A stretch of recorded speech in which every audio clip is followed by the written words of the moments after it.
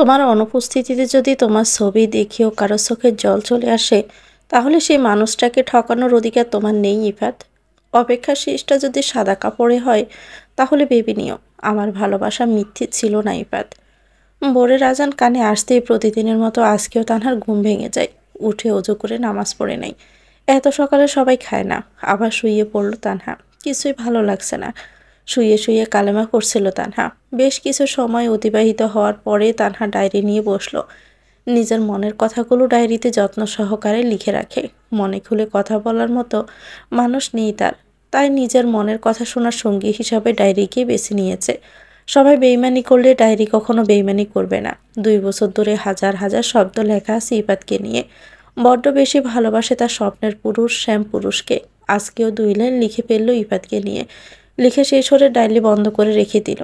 বিছানা ঠিক করে রান্নাঘরের দিকে গেল তানহা। তানহা রান্না শেষ হওয়ার আগেই সবাই জেগে উঠেছে। চৈতালি, রোকেয়া বেগম ভোরের নামাজ পড়ে আবারও ঘুমিয়ে যায়। ইফাত নামাজ পড়ে না, সেজন্য ইফাতকে বেশ বিরক্তই লাগে তানহার। ভাবি তাড়াতাড়ি খেতে দাও, আমার ক্লাস আছে। আরও একটু ঘুমাবে, তাহলে ক্লাসে যেতে পারবে দ্রুত। চৈতালি আর কোনো কথা না বলে খেতে শুরু করলো। সবাইকে খাবার দিয়ে নিজেও খেতে শুরু করলো তানহা। খাবার শেষ করে সবাই সবার মতো চলে গেল। ইফাত একটা চাকরির খোঁজ করছে। বাসায় বসে থাকতে ভালো লাগছে না ইফাদের। তাছাড়া বেকার ছেলেদের এই সমাজে কোনো মূল্য নেই। ভেবে দীর্ঘশ্বাস ছাড়ল ইফাত। সারাদিন কাজ করে কোনো রকমে সময় কেটে যায় তানহার।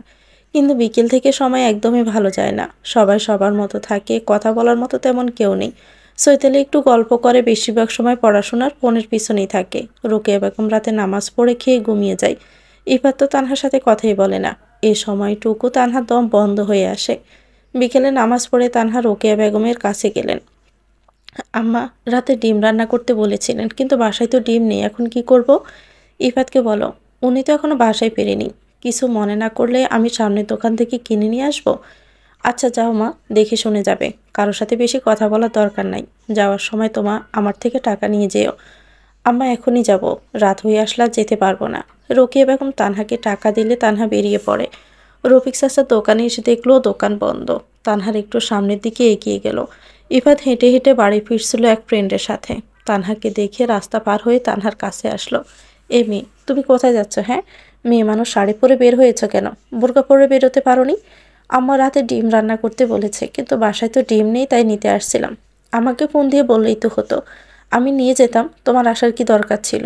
আমাকে 10টা ফোন কিনে দিয়ে রাখছেন তো, যে সেগুলো দিয়ে আপনাকে ফোন দিব। ইফাত চুপ হয়ে গেল। কিছুক্ষণ চুপ থেকে বলল, আচ্ছা ঠিক আছে, কিনে নিয়ে আসো। আর এভাবে বাইরে বের হবে না। তানহা কোনো কথা বলল না। ইফাত দাঁড়িয়ে আছে। তানহা দোকানের দিকে এগোতে লাগলো। হঠাৎই পিছন থেকে কেউ ইফাতকে ডাক দিল। কিরে, তুই ইফাত না? কতদিন পর তোকে দেখলাম। কেমন আছিস? কবে আসলি বিদেশ থেকে? করিম চাচাকে দেখে ইফাত আবারও রাস্তার ওপাশে গেল। আলহামদুলিল্লাহ চাচা, ভালো আছি। আপনি কেমন আছেন?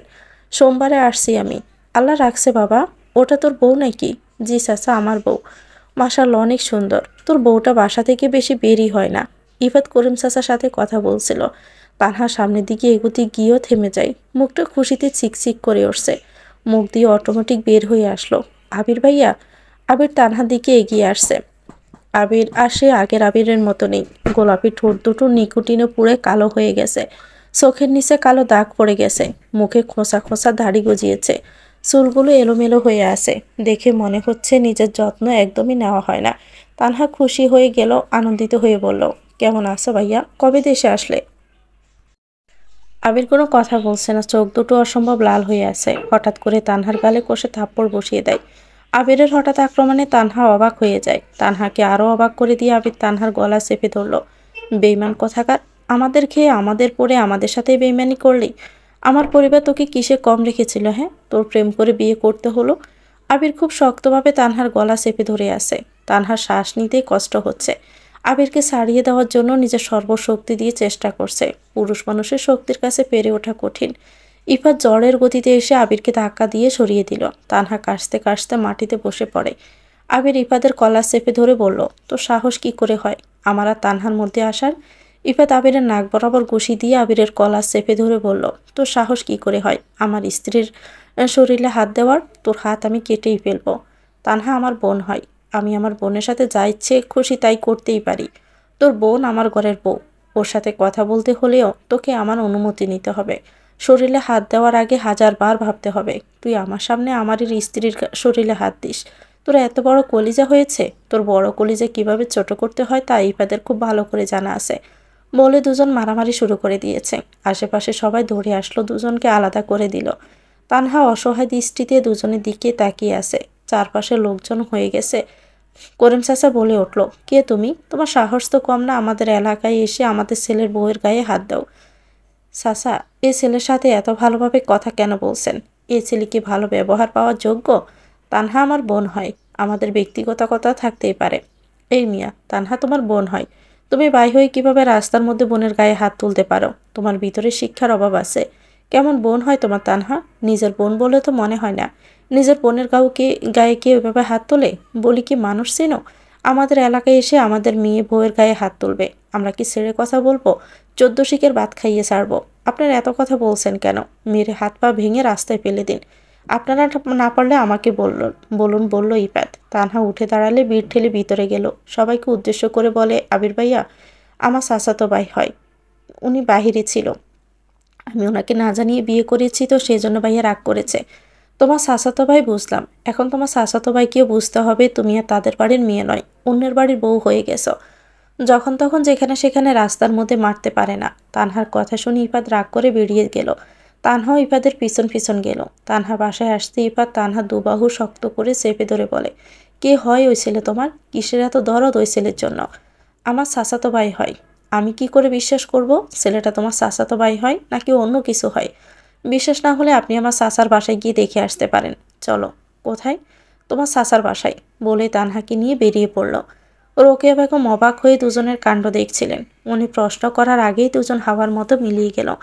তানহার ইফাদের বাসার দূরত্ব 15 মিনিটের মতো। তানহা গাড়িতে ওঠে, তার চাচার বাসার ঠিকানা বলল। গাড়ি যথাসময়ে তানহাদের চাচার বাসার সামনে গিয়ে থামায়। তানহা বাসার সামনে দাঁড়িয়ে আছে। ভিতরে কেমন যেন একটা অনুভূতি হচ্ছে তার। কলিং বেল চাপ দিবে কিনা ভেবেই সময় পার করে দিচ্ছে। ইফাতের ধমকে চমকে উঠল তানহা। কি হলো, এখানে সারাদিন দাঁড়িয়ে থাকবো নাকি? তানহা কলিং বেল চাপ দিতেই হাসনা বেগম এসে দরজা খুলে দিল। তানহাদের দেখে প্রচুর অবাক হয়। মুখে প্রকাশ করলেন না, মুখে হাসি রেখে বলল, আরে তানহা তুই ভিতরে আয়। তানহার ইফাত ভিতরে প্রবেশ করলো। আবির বাসায় আসার সময় অ্যাক্সিডেন্ট করেছে, হাত পা হালকা কেটে গিয়েছে, মাথায় একটু আঘাত পেয়েছে। আবির ইফাত আর তানহাকে দেখে শান্ত হয়ে বসে আছে। মাহতাব সাহেব ছেলেকে ওষুধ লাগিয়ে দিচ্ছিলেন। তানহার ইফাতকে দেখে বললেন, তুমি ইফাত না? জি আঙ্কেল। এই ছেলেটা কি আপনার ছেলে, মানে তানহার চাচাতো ভাই, তাই তো? হ্যাঁ বাবা, আবির আমার ছেলে, তানহার ভাই। দাঁড়িয়ে আছো কেন? বসো বাবা। না আঙ্কেল, আজ আর বসবো না, একটা কথা বলতে এসেছি, কিছু মনে করবেন না। আপনার ছেলের শিক্ষার প্রচুর অভাব আছে, তা না হলে রাস্তার মধ্যে অন্য বাড়ির বউয়ের গায়ে হাত তোলে? তানহার ভাই বলে আজকে বেঁচে গিয়েছে, একই ভুল যদি দ্বিতীয়বার করে তাহলে আপনার ছেলের হাত আমি টুকরো টুকরো করে ফেলবো, বলে তানহাকে নিয়ে বেরিয়ে আসলো ইফাত। তুমি তানহাকে মেরেছ? তোমার সাহসের তারিফ করতে হয়, বললেন মাহতাব সাহেব। মেরেছি তো বেশ করেছি, দরকার পড়লে আরও মারবো। তানহাকে অন্য কারো পাশে সহ্য হয় না আমার। আমি তানহাকে একদম একদম মেরেই ফেলবো। নিজের সীমা অতিক্রম করো না আবির, মেয়েটাকে ভালো থাকতে দাও। একবার তোমার মা মেয়েটার জীবন নষ্ট করছে, এখন তুমি মেয়েটার জীবন নষ্ট করার জন্য উঠে পড়ে লেগেছ। মানুষের জীবনে বিয়ে কতবার হয়? হ্যাঁ, 2 বিয়ে করা নারীকে সমাজের মানুষ ভালো চোখে দেখে না। তুমি ছেলে, তোমার শরীরে কলঙ্ক লাগলে তা সময়ের সাথে মিলে যাবে, কিন্তু তানহা একটা মেয়ে, তার শরীরে কলঙ্কের দাগ পড়লে সারা জীবন বইয়ে বেড়াতে হবে। তানহার আশা ছেড়ে দাও, নিজের জীবন নিয়ে ভালো থাকো, তোমার জ্ঞান তুমি রাখো, আমাকে একদম জ্ঞান দিতে আসবা না। তানহাকে আমার যে কোনো মূল্যে চাই, দরকার পড়লে আমি ওর সংসার ভেঙে দিব।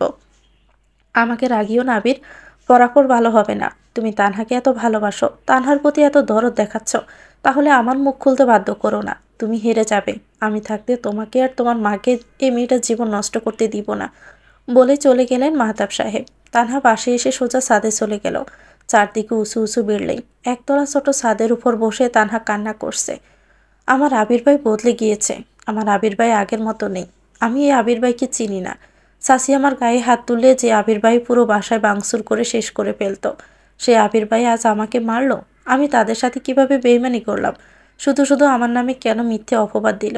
আকাশের দিকে তাকিয়ে দীর্ঘশ্বাস ছাড়ল তানহা। চোখ দিয়ে অনবরত অশ্রু গড়িয়ে পড়ছে। পাশে কারো উপস্থিতি টের পেয়ে ঘাড় ঘুরে তাকালো। ইফাতকে দেখে অবাক হয়ে যায়। ইফাত নরম কণ্ঠে বলে, বেশি ব্যথা পেয়েছ? তানহা দুদিকে মাথা নাড়িয়ে বোঝালো সে ব্যথা পায়নি। এভাবে কান্না করছো কেন? আমার আবির ভাইয়া তো এমন ছিল না। আমি বিশ্বাসই করতে পারছি না আবির ভাই আমাকে মারতে পারে। এত আবির ভাই করছো কেন? নিজের স্বামীর সামনে অন্য পুরুষের নাম নিতে হয় না কেন? ইফাত আর কোনো উত্তর না দিয়ে উঠে চলে যেতে লাগলো। তানহাই পিছু ডাকলো, শুনুন। ইফাত ব্রুকুসকে তাকায়, তানহার দিকে চেয়ে আছে। তানহা কি বলতে চায় তা শোনার জন্য অধীর আগ্রহে দাঁড়িয়ে আছে। আপনি আর প্রবাসে যাবেন না, দেশে থেকে কিছু একটা করবেন। আমি কেন প্রবাসে যাব না? তানহা ইফাদের মতো কোনো উত্তর না দিয়ে নিচে নেমে আসলো।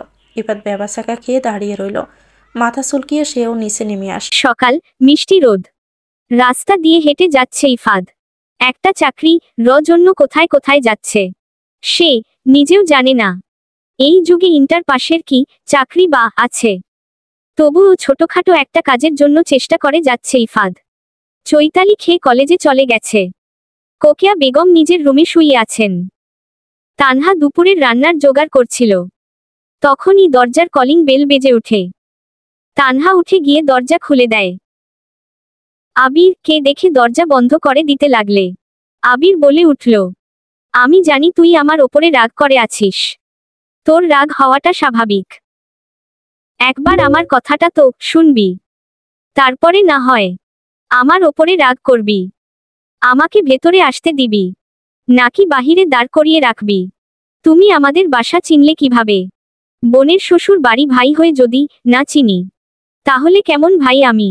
আমি ভেতরে আসার অনুমতি পাব? তানহা সরে দাঁড়ালো। আবির গিয়ে সোজা ড্রয়িং রুমে বিছানো পাটিতে বসে পড়ল। মাটিতে বসলে কেন? উঠে দাঁড়াও, আমি চেয়ার নিয়ে আসছি। আমি কি অন্য কেউ যে আমাকে আলাদা করে চেয়ার দিতে হবে? আমার বোন যদি মাটিতে বসে কাজ করতে পারে, তাহলে আমি কেন বোনের পাশে বসতে পারবো না? তানহা কথা শুনল না। কোকিয়া বেগমে রুমে গেল। আম্মা, আবির ভাইয়া এসেছে, আপনি বাহিরে চলুন। বাসায় কেউ নেই। ভাইয়ার সাথে কেউ কথা না বললে সে কি মনে করবে? বসতে দিয়েছ না? ভাইয়া মাটিতে বসে পড়েছে। সে কি কথা মা? চেয়ার টেবিল নিয়ে যাও, আমি তোমাকে সাহায্য করছি। একটা চেয়ার আর ছোট একটা টেবিল ড্রয়িং রুমে নিয়ে গেল দুজন মিলে। বাবা, তুমি মাটিতে বসেছ কেন? উঠে চেয়ারে বসো। সমস্যা নেই, আপনারা তো আমারই আপনজন। আমার জন্য এত ব্যস্ত হতে হবে না। তা কি করে হয় বাবা? তুমি মাটিতে বসে থাকলে আমার খারাপ লাগবে। তুমি চেয়ারে বসো। আবির কথা না বাড়িয়ে উঠে চেয়ারে বসল। তানহা রান্না ঘরে চলে গেল। একটু পরে নাশতা গিয়ে ফিরে এলো। তানহা, এসব করতে গেলি কেন? প্রথম আমার শ্বশুর বাড়িতে আসলে এতটুকু না করলে বাসায় গিয়ে বলবে আমার শ্বশুর বাড়ির লোকজন কিপটা, তোমাকে কিছু খেতে দেয় নাই। আমি কি খাওয়ার জন্য তোদের বাসায় আসছি? জন মিলে কি শুরু করলে? আবির, খেয়ে নাও বাবা, কথা বলো না। কোকিয়া বেগম আবির কে পছন্দ করছে না। তা কোকিয়া বেগমে মুখ দেখে স্পষ্ট বোঝা যাচ্ছে। কালকে সবকিছু শুনে প্রচুর রেগে গিয়েছিল কোকিয়া বেগম। তানহা কোনো রকম বুঝিয়ে সবকিছু শান্ত করেছে। জীবন অনেক অশান্তি বইয়ে বেরিয়েছে তানহা। আর নতুন করে কোনো অশান্তি চায় না তানহা। দুপুর গড়িয়ে বিকেল হতে যাচ্ছে। ইফাত বা চৈতালি কেউ বাসায় ফিরে নাই। আবির বলেছিল বিকেল পর্যন্ত থাকবে, এখনো বসে আছে। কোকিয়া বেগমে সাথে গল্প করছে। আবিরে কথা কোকিয়া বেগম কে মুগ্ধ করে তুলেছে। আবির এবার আমতা আমতা করে বলল, আন্টি, একটা কথা বলবো, যদি রাগ না করেন। কি কথা বাবা? আমি তানহা সাথে কিছু ব্যক্তিগত কথা বলতে চাই। আমি তানহাকে কিছুক্ষণের জন্য নিয়ে যেতে পারি। এটা কেমন করে সম্ভব বাবা? তানহা এখন আমাদের বাড়ির বউ। তাছাড়া তুমি কালকে ভরা রাস্তার মাঝে মেয়েটা গায়ে হাত তুলেছ। লোকে দেখলে কি বলবে? আমি যেতে দিতে পারবো না। ইফাদও বাসায় নেই। ইফাদ জানলে খুব রাগ করবে। আন্টি, আমি আপনার পায়ে পড়ি, কথা দিচ্ছি, আপনাদের অসম্মান হবে এমন কোনো কাজ করব না। তানহার সাথে শুধু কয়টা কথা বলবো, এভাবে কারো পা ধরতে নেই। আল্লাহ ছাড়া কারো সামনে মাথা নত করতে নেই বাবা। আন্টি, বেশি সময় না, আপনি আমাকে 30 মিনিট সময় দিন। আচ্ছা বেশ, আমাদের বাসার সামনে যে রেস্টুরেন্ট আছে সেখানে গিয়ে কথা বলবে, আমি দাঁড়িয়ে থাকবো। আমি তানহার সাথে একা কথা বলতে চাই আন্টি।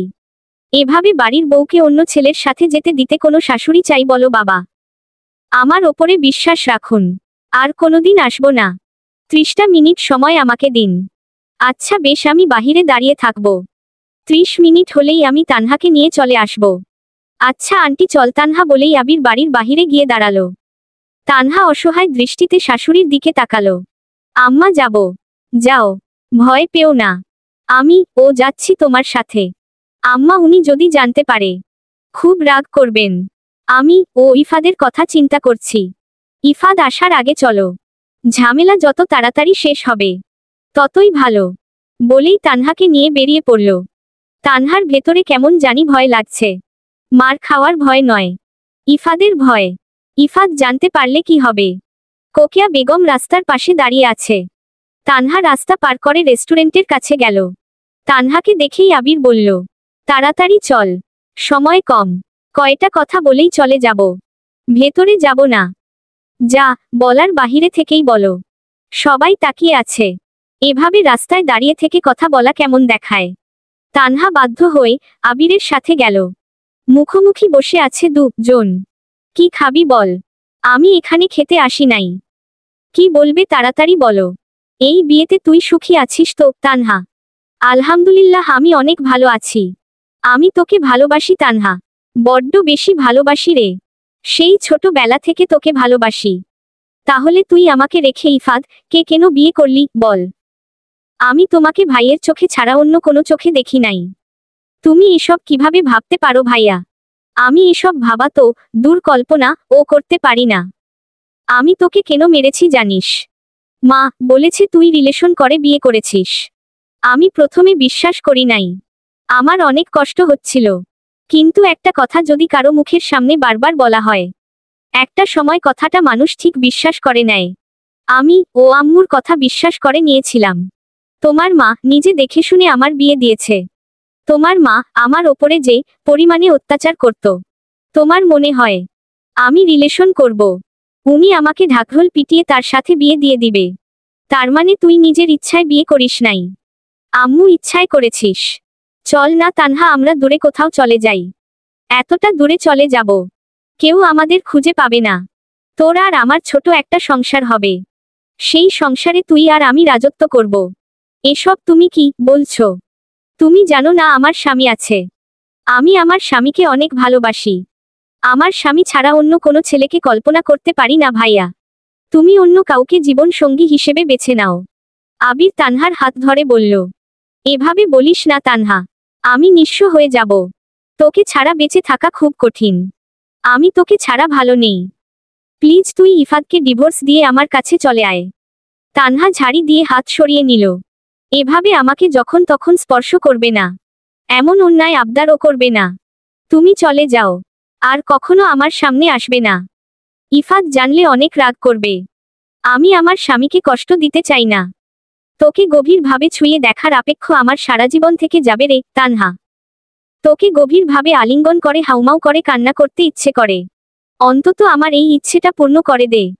ছি, তোমার মন মানসিকতা কতটা নিচু হয়ে গেছে আবির ভাইয়া। তুমি আর কখনো আমার সামনে আসবে না। আজ আমাকে ফিরিয়ে দিলি না, একদিন খুব আফসোস করবি। কথা দিলাম, তোর জীবন নরক করে তুলব। তুই আমার না হলে আমি তোকে কারো হতে দিব না। আমার আল্লাহ আছেন, তোমার অসৎ মনের ইচ্ছে কখনো পূর্ণ হতে দিবে না। বলেই তানহা সামনের দিকে এগোতে লাগল। তানহা বাহিরে এসে দেখল তার শাশুড়ি নেই। আবির তানহার পেছনে এসে দাঁড়ালো। আবিরের মুখে হাসি। ইফাদ হাতে লাল রঙের একটা ব্যাগ নিয়ে আসছিল। আবির আর তানহাকে দেখেই মুখটা মলিন হয়ে গেল। মলিন হেসে পাশ কাটিয়ে বাসার মধ্যে চলে গেল। তানহা এক প্রকার দৌড়ে বাসার মধ্যে গেল। চৈতালি প্রাইভেট শেষ করে বাসায় ফিরছিল। রাস্তার বিপরীত পাশে আবিরকে দাঁড়িয়ে থাকতে দৌড়ে আবিরের কাছে আসলো। স্যার, আপনি আমাদের এই দিকে? দরকার ছিল তাই এসেছিলাম। আজকে কলেজে আসেন নাই কেন? সব কৈফিয়ত তোমাকে দিবে হবে। বিরক্ত হয়ে বলল আবির। আমাদের বাসা থেকে ঘুরে যান, না অন্য দিন যাব। বলেই বাইক নিয়ে চলে গেল। চৈতালি মন খারাপ করে বাসায় গেল। আজকে আবিরকে কলেজে দেখতে না পেয়ে চৈতালির মন খারাপ হয়ে গিয়েছিল। একটু দেখার জন্য চাতক পাখির মতো চেয়েছিল। এখন আবিরকে দেখে পেয়েছে, মনে অদ্ভুত এক শান্তি অনুভব করছে চৈতালি। গুনগুন করে গান গাইতে গাইতে বাসায় গেল। ইফাত বাসায় এসে গোসল করতে গিয়েছে। তানহা ভয়ে ভয়ে বাসায় ফিরল। তানহা আগে শাশুড়ির রুমে গেল। আম্মা, আপনি চলে এসেছেন কেন? পায়ে ব্যথা করছিল মা।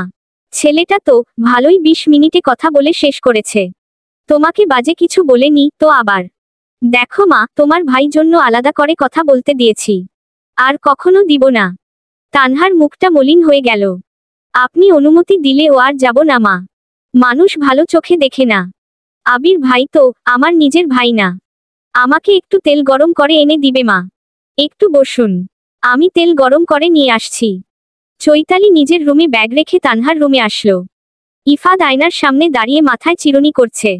চৈতালির চোখ যায় বিছানায় পড়ে থাকা লাল ব্যাগ আর বেলি ফুলের দিকে।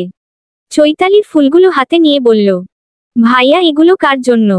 তোর জন্য। আমার জন্য বুঝলাম। একটা আমার, আরেকটা কার জন্য? তুমি তো দুটো নিয়ে এসেছো। আরেকটা আম্মা জন্য। তোমার মাথা খারাপ হয়ে গেছে। আম্মু এই বয়সে বেলি ফুলের মালা পরে ঘুরবে? সত্যি করে বলো, কার জন্য নিয়ে এসেছিলে? তোর আর তানহার জন্য। ওর জন্য একটা ফোন নিয়ে এসেছি। ওকে দিয়ে দিস। তুমি নিয়ে এসেছো, তুমি দিও। তাহলে মনে মনে ওর জন্য এত কিছু ভাবা হয়। ইফাত কোনো কথা বলল না, একটা দীর্ঘশ্বাস ফেলে বলল, আমার অনেক ক্ষুধা লেগেছে চৈতালি। আমার জন্য খাবার নিয়ে আয় যা তো বোন। ভাইয়া, তোমার মন খারাপ কেন? কি হয়েছে, এভাবে কথা বলছো কেন? আমি ফুল নিয়েছি, তাই তুমি রাগ করেছ? আমি ফুল নিব না। তুমি ভাবিমনিকে দিও। এই দেখো, রেখে দিলাম। তুই আমার রাজকুমারী। তুই যদি আমার জীবনটা নিয়ে নিস, তবুও আমি মন খারাপ করব না। সারাদিন না খেয়ে আছি, তাই খারাপ লাগছে। চৈতালি কথা বাড়ালো না, ভাইয়ের জন্য খাবার নিয়ে আসতে চলে গেল। ভাবি, তুমি এখানে? ভাইয়া এসেছে, দেখো নাই? ভাইয়া সারাদিন না খেয়ে আছে। তানহার বুকের মধ্যে ধক করে উঠল। ভয় লাগছে, আবার খারাপও লাগছে। মানুষটা সকালে খেয়ে সারাদিনের জন্য বেরিয়ে যায়, কি খায় না খায় তানহা কখনো জানতে চায় নাই। আম্মাকে গরম তেল দিয়ে এখনই খাবার নিয়ে যাচ্ছি। তুমি আম্মুকে তেল দিয়ে আসো, আমি ভাইয়ার জন্য খাবার নিয়ে যাচ্ছি। তানহা গরম তেল দিয়ে ইফাদের রুমে আসলো। ইফাদ খাচ্ছে। চৈতালি ফুলের মালা নিয়ে নাড়াচাড়া করছে। তানহাকে দেখেই চৈতালি বলল, ভাবি, দাঁড়িয়ে আছো কেন? ভেতরে এসো। তানহা ভেতরে আসলে চৈতালি রুম থেকে বেরিয়ে যায়। ইফাদের খাবার শেষ হলে সবকিছু বাহিরে নিয়ে যায়। রুমে এসে উসখুস করছে। তানহাকে উসখুস করতে দেখে ইফাদ বলল, কিছু বলবে? আপনি রাগ করছেন কেন আমাকে আবির ভাইয়ার সাথে দেখে? এখানে রাগ করার কি আছে? বুঝেছি আপনি অভিমান করেছেন। ইফাদ শব্দ করে হেসে উঠল। বেশ কিছুক্ষণ চুপ থেকে বলল, যেখানে অধিকার নিম্নতর, সেখানে অভিমান করাটা হাস্যকর। তানহা মাথা নিচু করে দাঁড়িয়ে আছে। বেলি ফুলের মালা আর ফোনের ব্যাগটা তানহার হাতে ধরিয়ে দিয়ে বলল, এগুলো তোমার জন্য। ইফাদ আর এক মুহূর্ত রুমে দাঁড়ালো না। শীতের কাপড় পরে বাহিরে বেরিয়ে গেল। তানহা ইফাদের যাওয়ার দিকে অসহায় দৃষ্টিতে তাকিয়ে আছে। ভেতর থেকে অদ্ভুত কষ্ট অনুভব করছে তানহা। ইফাদ বাসায় আসার সময় চোখ যায় বেলি ফুলের মালার দিকে। একটা মেয়ে বেলি ফুলের মালা বিক্রি করছিল। ফুলগুলো দেখে ইফাদের কেন জানি তানহার কথা মনে পড়ল। কিছু একটা ভেবে ফুলের মালা কিনল একটা।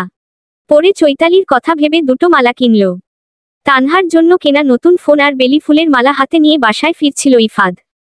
আবির আর তানহা কে একসাথে দেখে ইফাদে ফুরফুরে মনটা নিমিষেই মলিন হয়ে গেল। শীতের রাত, সাথে গরম ধোয়া ওঠা চা। পাড়ার মোড়ে আড্ডা জমেছে বেশ। মাঝে মাঝে শব্দ করে হাসির আওয়াজে শোনা যাচ্ছে। ইফাদ গিয়ে সবার সাথে যোগ দিল। অনেক দিন পর ইফাদকে পেয়ে সবাই ভালো মন্দ জিজ্ঞেস করতে শুরু করল। ইফাদ সবার সাথে কুশল বিনিময় করে রাত 8টার দিকে বাসায় ফিরল। তানহা শুয়ে শুয়ে বই পড়ছিল। ইফাদ কে দেখে উঠে বসল। তোমার ভাইয়ের সাথে যে দেখা করতে গিয়েছিলে, কার অনুমতি নিয়ে গিয়েছিলে? আমার সাথে যে তোমার বিয়ে হয়েছে, আমাকে স্বামী বলে মানো তো নাকি?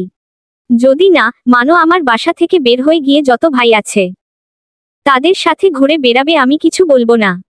বিশ্বাস করুন, আমি যেতে চাই নাই। কার অনুমতি নিয়ে গিয়েছিলে? তোমার সামান্য লজ্জা থাকলে যে ছেলে কাল তোমাকে ভরা রাস্তার মধ্যে মারল, আর আজকে তুমি তার সাথে দেখা করতে চলে গেলে। একটাবার আমাকে বলার প্রয়োজন মনে করলে না। এমন ভুল আর হবে না। আবিরের সাথে যাওয়া অনুমতি কে দিয়েছে তোমাকে? একা যাওয়া সাহস তো তোমার হবে না। এটা আমি জানি। চৈতালি দিয়েছে। না, আম্মা দিয়েছে। ইফাদ একটু অবাক হয়ে বলল, আম্মা? কোনো কথা না বলে সোজা কোকিয়া বেগমে রুমে চলে আসলো ইফাদ। কোকিয়া বেগম পায়ে তেল দিচ্ছিলেন। ইফাদ কে দেখে বলল, আয় বাবা, ভেতরে বসো। সারাদিন কোথায় যাস বলতো? আম্মু, তুমি তানহাকে আবিরের সাথে পাঠানোর আগে আমার অনুমতি নেওয়ার প্রয়োজন মনে করেছিলে। আমি যে তানহার স্বামী, আমার সাথে তানহা কে বিয়ে দিয়ে নিয়ে আসছো, এই কথাটা তোমার মনে আছে নাকি এটাও ভুলে গেল? ইফাদ, আসলে আম্মু তোমার বিবেক বাধা দিল না যে ছেলেটা ভরা রাস্তার মধ্যে তানহার গায়ে হাত তুলল। লোকে তানহা কে নিয়ে আড়ালে কত বাজে কথা বলল। তুমি সেই ছেলের সাথে কিভাবে যেতে দিলে? ছেলেটা যদি তানহা কোনো ক্ষতি করে ফেলতো তখন কি করতে তুমি? তানহা সম্মানের সাথে আমার সম্মান জড়িয়ে আছে। তানহা কে নিয়ে কোনো কথা উঠলেই আগে আমার নাম চলে আসবে। এমনিতেই প্রবাসী ছেলেদের বউয়ের দুর্নামের অভাব নেই। বিকালে যখন আমি আবির আর তানহা কে একসাথে দেখলাম, আমি সহ্য করতে পারছিলাম না আম্মু। তানহা কে আমি ভালোবাসি না মানছি, কিন্তু তানহা আমার বউ অন্য পুরুষের সাথে নিজের বউকে দেখলে না চাইতেও ভেতর থেকে কষ্ট অনুভব হয়। আমার ইচ্ছে করছিল তানহাকে রাস্তার মধ্যেই কয়টা থাপ্পড় বসিয়ে দেই, কিন্তু আমি পারিনি আম্মু। মেয়েদের গায়ে হাত তোলা আমার স্বভাবে নেই। একদিন তানহা কে মেরেছিলাম, ঘটনাটা এখনো আমাকে কষ্ট দেয়। আবির আর তানহা কে দেখে চলে আসছিলাম। আমি কিছু বলতে পারিনি, কারণ বিয়ে করে আমি তানহা কে রেখে চলে গিয়েছিলাম। কোনো খোঁজ খবর রাখি নাই। বেঁচে আছে নাকি মরে গেছে কখনো জানতে চাই নাই। এখন হঠাৎ করেই অধিকার ফলাতে যাই। তানহা যদি বলে উঠে, আপনার এই অধিকার 2 বছর আগে কোথায় ছিল? বেঁচে আছি নাকি মরে গেছি কখনো জানতে চেয়েছেন। 2 বছর পরে অধিকার ফলাতে এসেছেন, তখন আমি কি উত্তর দিতাম আম্মু? এই কথাগুলো ভেবে কষ্টটা বুকে চাপা দিয়ে হেসে তাদের সামনে দিয়ে চলে আসছি। আমি না হয় তানহা পাশে ছিলাম না, কিন্তু তোমরা তো ছিলে। তাহলে তুমি কেন ওই বেয়াদব ছেলের সাথে তানহা কে পাঠালে বলো? আমি এসব দেখার জন্য দেশে আসছি। আমার কষ্টটা না বাড়িয়ে দিলেও পারতে। প্রবাসে কারো ভালোবাসা না পাই, দিন শেষে রাতে শান্তি মতো নিরিবিলি ঘুমাতে পারি, প্রাণ ভরে শ্বাস নিতে পারি। এসব অশান্তি পোহাতে হয় না। কোকিয়া বেগম মাথা নিচু করে আছেন। ছেলের কথাতেই বুঝেছেন ছেলেটা গভীরভাবে কষ্ট পেয়েছে। ছেলে মানুষ কষ্টটা কে খুব সহজেই আড়াল করতে পারে। ইফাদ ছেলে না হয়ে মেয়ে হলে এখনই কোকিয়া বেগম কে জড়িয়ে ধরে হাউমাউ করে কান্না করে দিত। কোকিয়া বেগম উপলব্ধি করতে পারছে সে কতবড় ভুল করে ফেলছে। তোর কথায় যুক্তি আছে ইফাদ। ছেলেটা আজকে আমাদের বাসায় এসে এত ভালো ব্যবহার করেছে, না চাইতেও বিশ্বাস করে ফেলছি। তোমরা মেয়েরা এমন কোনো কেউ একটু ভালো করে কথা বললেই গলে পানি হয়ে যাও। আজ তানহা কিছু হয়ে গেলে। কোকিয়া বেগম চুপ করে আছেন। ইফাদ কিছুক্ষণ দাঁড়িয়ে থেকে ধ্যাত বলেই নিজের রুমে চলে আসলো। তানহাকে উদ্দেশ্য করে বলল, শুনো মেয়ে, তুমি আমার বাড়িতে আমার পরিচয় থাকো, তাই এখন থেকে কোনো কিছু করার আগে আমার থেকে অনুমতি নিয়ে করবে। যদি মনে করো আমার থেকে অনুমতি নেওয়া প্রয়োজন নেই, নিজের ইচ্ছে মতো চলবে, তাহলে আমার বাড়ি থেকে বের হয়ে গিয়ে করবে। তুমি চাইলে আমার থেকে ডিভোর্স নিতে পারো। একদম বাজে কথা বলবেন না। অন্যায় করেছি একটা, সেজন্য চুপ করে আছি। তার মানে এই না যে আপনি যা তা বলবেন। আমি সব চুপচাপ সহ্য করে নিব। আমি যদি মরে পচেও যাই তবুও আপনাকে ছাড়ব না। এই নিন আপনার ফোন আর আপনার মালা, আপনি রাখুন। দুটো জিনিস নিয়ে এত কথা শুনতে পারবো না বলেই চলে গেল তানহা। নিজে অন্যায় করেছে, আবার নিজেই রাগ দেখাচ্ছে। আর কোনোদিন দেখি খালি বাসা থেকে একদম বের করে দিব। তানহা চৈতালির রুমে আসলো। চৈতালি পড়তে বসেছিল। তানহা কে দেখে বলল, কিছু বলবে ভাবি? তোমার ভাই আমার ওপরে রাগ করেছে, এখন আমি কি করব? আমাকে বাসা থেকে বের করে দিবে। কেন, কি করেছো তুমি? তানহা দিনের সব ঘটনা চৈতালি কে খুলে বলল। আমার ভাইটা কত ভালো, আমি হলে রাস্তার মধ্যেই কয়টা লাগিয়ে দিতাম। তোমার ভাইয়ের সাহস কম না। আম্মু এমন ভুল কি করে করলো? এখন যদি তোমার ভাই যদি বলে আমাকে তানহার সাথে বিয়ে দিয়ে দিন, আম্মু কি তাই দিয়ে দিবে? খুব রাগ হচ্ছে আম্মু ওপরে। তোমার ভাই জানে না তুমি বিবাহিত, জেনেও এমন অন্যায় আবদার করে। কষে থাপ্পড় বসিয়ে দিতে পারলে না? আম্মাকে কিছু বলো না চৈতালি, উনি কষ্ট পাবেন। তোমার ভাই আম্মাকে অনেক কথাটা শুনিয়েছে। কেন যে গেলাম, আমারই আসলে লজ্জা নেই। যে ছেলে আমাকে মারলো আমি তার সাথে চলে গেলাম। তোমার ও দোষ আছে ভাবি। এভাবে আর কখনো কোনো ছেলের সাথে আলাদা করে কথা বলতে যাবে না। আমারই খুব রাগ হচ্ছে। না জানি ভাইয়া কেমন লাগছে। ভাইয়া নিজের কষ্ট প্রকাশ করতে পারে না, ভেতরে ভেতরে শেষ হয়ে যায়। এখন আমি কি করব চৈতালি? ভালোবেসে ভাইয়া রাগ ভাঙাবে। তুমি না ভাইয়া বউ। সবাই ভালোবাসার কাঙাল গো ভাবমনি, বুঝছো? একটু ভালোবেসে বোঝালে ভাইয়া ঠিক বুঝবে।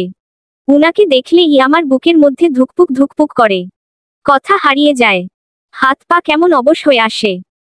ঝগড়া করার সময় তো তোমার বুকের ভেতরে ধুকপুক ধুকপুক করে না? ফুল এনার্জি নিয়ে ঝগড়া করো। রাগ উঠলে মাথা ঠিক থাকে না। মাথায় যা আসে বলে দেই। মাথা ঠান্ডা হলে যখন উপলব্ধি করতে পারি, তখন নিজেই বেশি কষ্ট পাই। আমার কাছে না থেকে নিজের বরের কাছে যাও, দেখো গিয়ে রাগ ভাঙাতে পারো কি না। কালকে আমার ক্লাস পরীক্ষা আছে। তানহা উঠে নিজের রুমে আসলো। ইফাদ ফ্লোরে শুয়ে শুয়ে ভিডিও দেখছে। তানহা ধীরে পায়ে এগিয়ে গিয়ে ইফাদের মাথা কাছে বসল। ইফাদের বিপরীত পাশে রাখা ফোন আর ফুলে মালা নিয়ে বলল, আমার কিপটা জামাই 2 বছর পরে আমার জন্য কিছু নিয়ে আসছে, সেটা আমি নিব না তাই কখনো হয়? ইফাদ শুনে ও না শোনার ভান ধরে ফোনে মনোযোগ রাখল। শুনুন না একটা কথা বলবো। ইফাদ অন্য দিকে কাত হয়ে শুয়ে পড়ল। তানহা একটু এগিয়ে গিয়ে ইফাদে হাত থেকে ফোন কেড়ে নিল। সমস্যা কি তোমার? এভাবে বিরক্ত করছো কেন? আপনি আমার সাথে কথা বলেন না কেন? আমার কি আপনার সাথে কথা বলতে ইচ্ছে করে না? সারাদিন বাসায় একা একা কাজ করে সময় পার করি, তোমার কথা বলার মানুষের অভাব নেই। আমাকে আমার ফোন ফিরিয়ে দাও। আগে বলে কি করলে আপনার রাগ ভাঙবে? একটা কাজ করো, 2 ইট নিয়ে এসো, আমার মাথায় বাড়ি দাও। সারা জীবনের জন্য আমার রাগ কমে যাবে। খালি বাজে কথা বলেন। আপনি ফোনে সারাদিন কি করেন আমি দেখব। ফোনের পাসওয়ার্ড বলুন। বলবো না কেন? আমার ফোনের পাসওয়ার্ড তোমাকে কেন দিব? আমি আপনার বউ তাই দিবেন। আবিরের সাথে দেখা করার আগে মনে রাখা উচিত ছিল। তোমার একটা জামাই আছে, তারও তোমার সবকিছু জানার অধিকার আছে। সরি আর হবে না। আমি সরি পাসওয়ার্ড দিব না। বুঝেছি আপনি অনেকগুলো রিলেশন করেন, হাজার হাজার মেয়েদের সাথে কথা বলেন, সেজন্য আমাকে ফোনের পাসওয়ার্ড দিবেন না। বুঝেছো, এখন আমাকে বিরক্ত করা বন্ধ করো। তানহা মন খারাপ করে ইফাদের ফোন দিয়ে দিল। ইফাদ ফোন নিয়ে শুয়ে পড়ল। তানহা আগে ন্যায় বসে রইল। একটু পরে তানহা উঠে চলে গেল। রাতে সবাই খেতে বসেছে, কারো মুখে কোনো কথা নেই, থমথমে পরিবেশ। ইফাদ খেয়ে উঠে চলে গেল। কোকিয়া বেগমে সাহস হচ্ছে না ছেলের সাথে কথা বলার। ছেলের অভিমান খুবই তীব্র। সবাই যে যার মতো খেয়ে চলে গেল। আবির নিজের রুমে বসে ডায়েরিতে কিছু একটা লিখছিল। তখনই হাসনা বেগম আবিরে রুমে প্রবেশ করে। আজকে তানহা কাছে গিয়েছিলি? হ্যাঁ গিয়েছিলাম। কিছু করতে পারলি?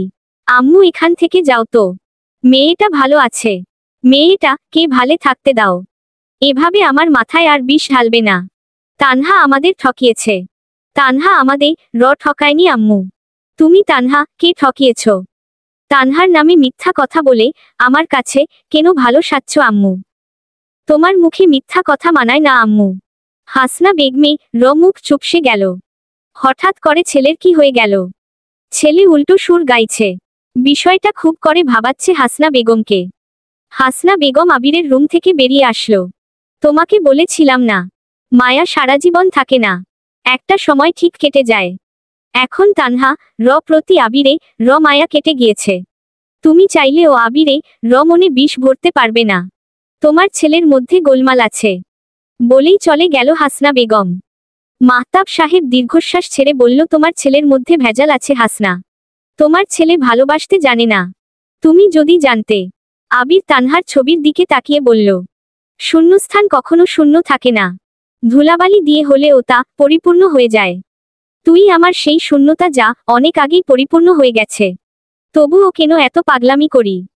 দূরে থাকলে মন বলে তুই ভালো থাক, সামনে আসলে সবকিছু এলোমেলো যায়। তোর গল্পে আমি খারাপ থাকি, তবুও তুই ভালো থাক। আবির। 2 বছর পরে এসে আপনার এমন অভিমান মানায় না ইফাদ। 2 বছর আগে আপনার এই অভিমান কোথায় ছিল? আজকে আপনি অভিমান দেখাতে আসছেন। আজকে আমি একটা ছেলের সাথে আলাদা করে কথা বলেছি, তাই আপনি রাগ করে আমার সাথে কথা বলছেন না। আর আপনি 2টা বছর আমার কোনো খোঁজ খবর রাখেন নাই। আমি অন্য ছেলের সাথে চলেও যেতে পারতাম। আমার কি কোনো দরকার ছিল আপনার সংসারে পড়ে থাকার? আমি কি মানুষ নই? আমার কি ইচ্ছে করে না মন খুলে কারো সাথে দুটো কথা বলি? একদিনে আপনার অভিমানের পাল্লা এতটা ভারী হয়ে গেছে, তাহলে 2 বছরে আমার অভিমানের পাল্লা কতটা তীব্র হয়েছে? আমি যদি তীব্র অভিমান নিয়ে আপনার সাথে হেসে কথা বলতে পারি, আপনি কেন আমার ছোট ভুলটা মাফ করছেন না? আমাকে এতটা সস্তা ভাববেন না ইফাদ। আপনি আপনার অহংকার নিয়ে থাকুন। তানহা আর আপনার সাথে আগে কথা বলতে যাবে না, বলেই উঠে চলে গেল তানহা। তানহা চলে যেতে ইফাদ সামনে দিকে ঘুরল। একটা দীর্ঘশ্বাস ফেলে উঠে বসল। এতদিন যে কথাগুলো শোনার ভয় পালিয়ে বেড়াচ্ছিল ইফাদ, তানহা আজ সেই কথাগুলো বলে দিল। তানহা তো ভুল কিছু বলেনি। একদিনে আমার অভিমানের মাত্রা এতটা তীব্র হয়েছে, 2 বছরে তানহা অভিমানে পাল্লা 1000 গুণ বেশি হবে। তবে আমি মেয়েটাকে বেশি অবহেলা করে ফেলছি। তানহা খুব বেশি কষ্ট হলে বাসার ছোট্ট ছাদটিতে এসে বসে থাকে। ইফাদে আচরণ খুব বেশি কষ্ট দিয়েছে তানহাকে। ছাদের কোনায় পা ঝুলিয়ে বসে আছে তানহা। চোখ দিয়ে অনবরত অশ্রু গড়িয়ে পড়ছে। শীতে শরীর অবশ হয়ে আসছে। রাগের কাছে এই শীত তানহা কাছে তুচ্ছ মনে হচ্ছে। আজ সে কিছুতেই রুমে যাবে না। আমার যাওয়া জায়গা নেই বলে সবাই আমাকে পেয়েছেটা কি? আমি কালকেই চলে যাব। থাকবো না এখানে। কার জন্য থাকবো? যার আশা করে এতগুলো প্রহর অপেক্ষা করেছি, সেই ইফাদই আমাকে ভালোবাসে না। চিৎকার করে কান্না করতে ইচ্ছে করছে তানহা। মা গো, তুমি কেন চলে গেলে? আজ যদি তোমরা থাকতে আমার জীবনটা অন্য রকম সুন্দর হতো। এই অল্প বয়সে আমি বড্ড ক্লান্ত। আমাকে নিয়ে যাও না আম্মু তোমাদের কাছে। এই নিষ্ঠুর পৃথিবীকে আমি আর নিতে পারছি না। হঠাৎ করে কেউ পরম যত্নে তানহা শরীরের চাদর মুড়িয়ে দিল। ঠান্ডা হাতের স্পর্শ পেয়ে তানহা কিছুটা কেঁপে উঠল। ঘাড় কাত ইফাদ কে দেখে মুখ ঘুরিয়ে নিল। ইফাদ তানহা পাশে বসে বলল, রাগ হয়েছে মহারানী। তানহা ইফাদে কথার কোনো ওর দিল না। 2 পা দুলাতে লাগলো। এত রাতে ছাদের কোনায় এসে বসে আছো, ভয় লাগছে না? নিচে পড়েও যেতে পারো। এবারও তানহা থেকে কোনো ওর আসলো না। ইফাদ ও তানহা সাথে পা দুলিয়ে যাচ্ছে। পিনপিনে নীরবতা কাজ করছে 2 জনের মধ্যে। ইফাদ কি বলবে ভেবে না পেয়ে বলল, আচ্ছা তোমার কি রং পছন্দ? এই দেখো কান ধরছি। আর এমন করব না, সরি। আমি মনে হয় ছোট বাচ্চা। উনি কান ধরবে আমি সব ভুলে গিয়ে ওনার সাথে বেহায়ার মতো কথা বলবো। নিজেকে ভাবেটা কি? যাই হয়ে যাক না কেন তানহা, মুখ দিয়ে একটা কথাও বের করবি না। ইফাদ কাপা কাপা হাতে নিজের হাত তানহা হাতের ওপরে রাখল। ইহাদের ঠান্ডা হাতের স্পর্শ পেয়ে তানহা পুরো শরীর তড়িৎ গতিতে কেঁপে উঠল। বউজান, সরি, ভুল হয়ে গেছে। আমাকে মাফ করে দাও। আমাকে একটা সুযোগ দিবে তোমার মনের মতো হয়ে ওঠার। ইফাদের মুখে বউজান কথাটা শুনে তানহা কলিজায় শীতল হাওয়া বইয়ে গেল। কি আদুরে কণ্ঠে বউজান বলে ডাকলো ইফাদ। অন্য সময় হলে ইফাদে ওপরে ঝাঁপিয়ে পড়ত তানহা। পৃথিবীর সকল অভিমান এসে তানহা মনে ধরা দিল। ইফাদে কথার উত্তর করছে না। এত সহজে ইফাদের কাছে নিজের দুর্বলতা প্রকাশ করব না। আমি যতটা কষ্ট পেয়েছি, আংশিক হলেও ইফাদকে অনুভব করতে হবে।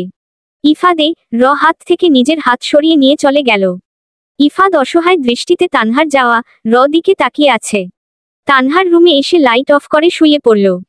কি করে তানহার রাগ ভাঙাবে তা ভাবতে ভাবতে নিজের রুমে আসলো ইফাদ। শুয়ে শুয়ে ভাবছে, মেয়ে মানুষের কি রাগ বাবা, ভাঙাবো কিভাবে? কালকে চৈতালির থেকে সাহায্য নিতে হবে। দুটো বন্ধ করে নিল ইফাদ।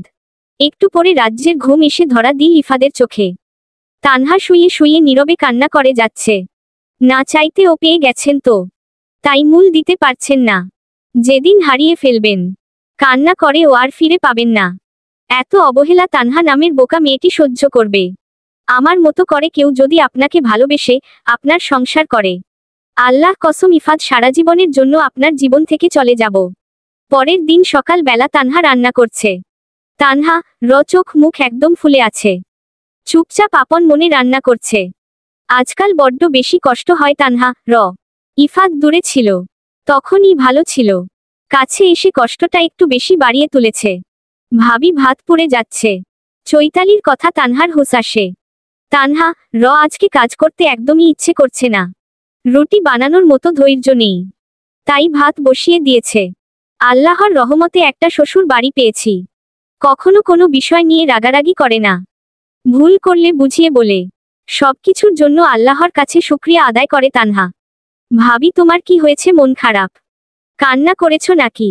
চোখ মুখ কেমন ফোলা ফোলা লাগছে। রাতে ঘুমোতে পারি নাই, সেজন্য এমন হচ্ছে। একটু ঘুমিয়ে নিলে ঠিক হয়ে যাবে। ভাবি তোমার কি শরীর খারাপ? আম্মুকে আজকে রান্না করতে বলি। না চৈতালি, আমি করে নিতে পারবো। তোমার পরীক্ষা আছে, তুমি গিয়ে পড়াশোনা করো। সবাই খেয়ে যে যার কাজে চলে গেল। দুপুরের রান্না করতে অনেক দেরি, এই সুযোগে একটু ঘুমিয়ে নেওয়া যায়। নিজের কাজ শেষ করে রুমের দিকে গেল তানহা। বিছানা ঠিক করে শুয়ে পড়ল।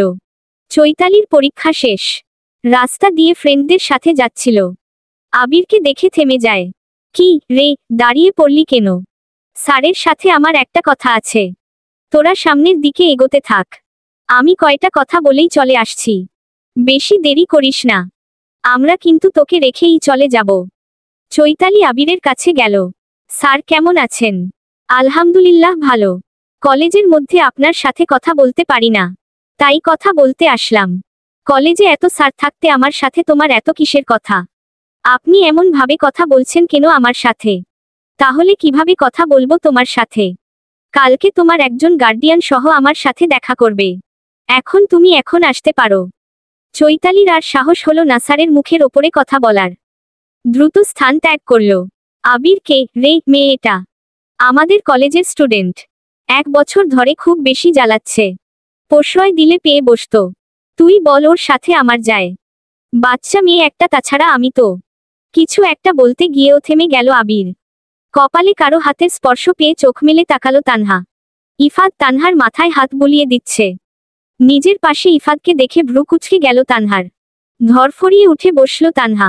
তোমার কি শরীর খারাপ তানহা? বলল ইফাদ। তানহা ইফাদে কথার উত্তর না দিয়ে নীরব দৃষ্টিতে ইফাদের দিকে তাকালো। দেওয়াল ঘড়ির দিকে তাকাতেই চোখ কপালে উঠে গেল। বিকাল 4টা বেজে গেছে।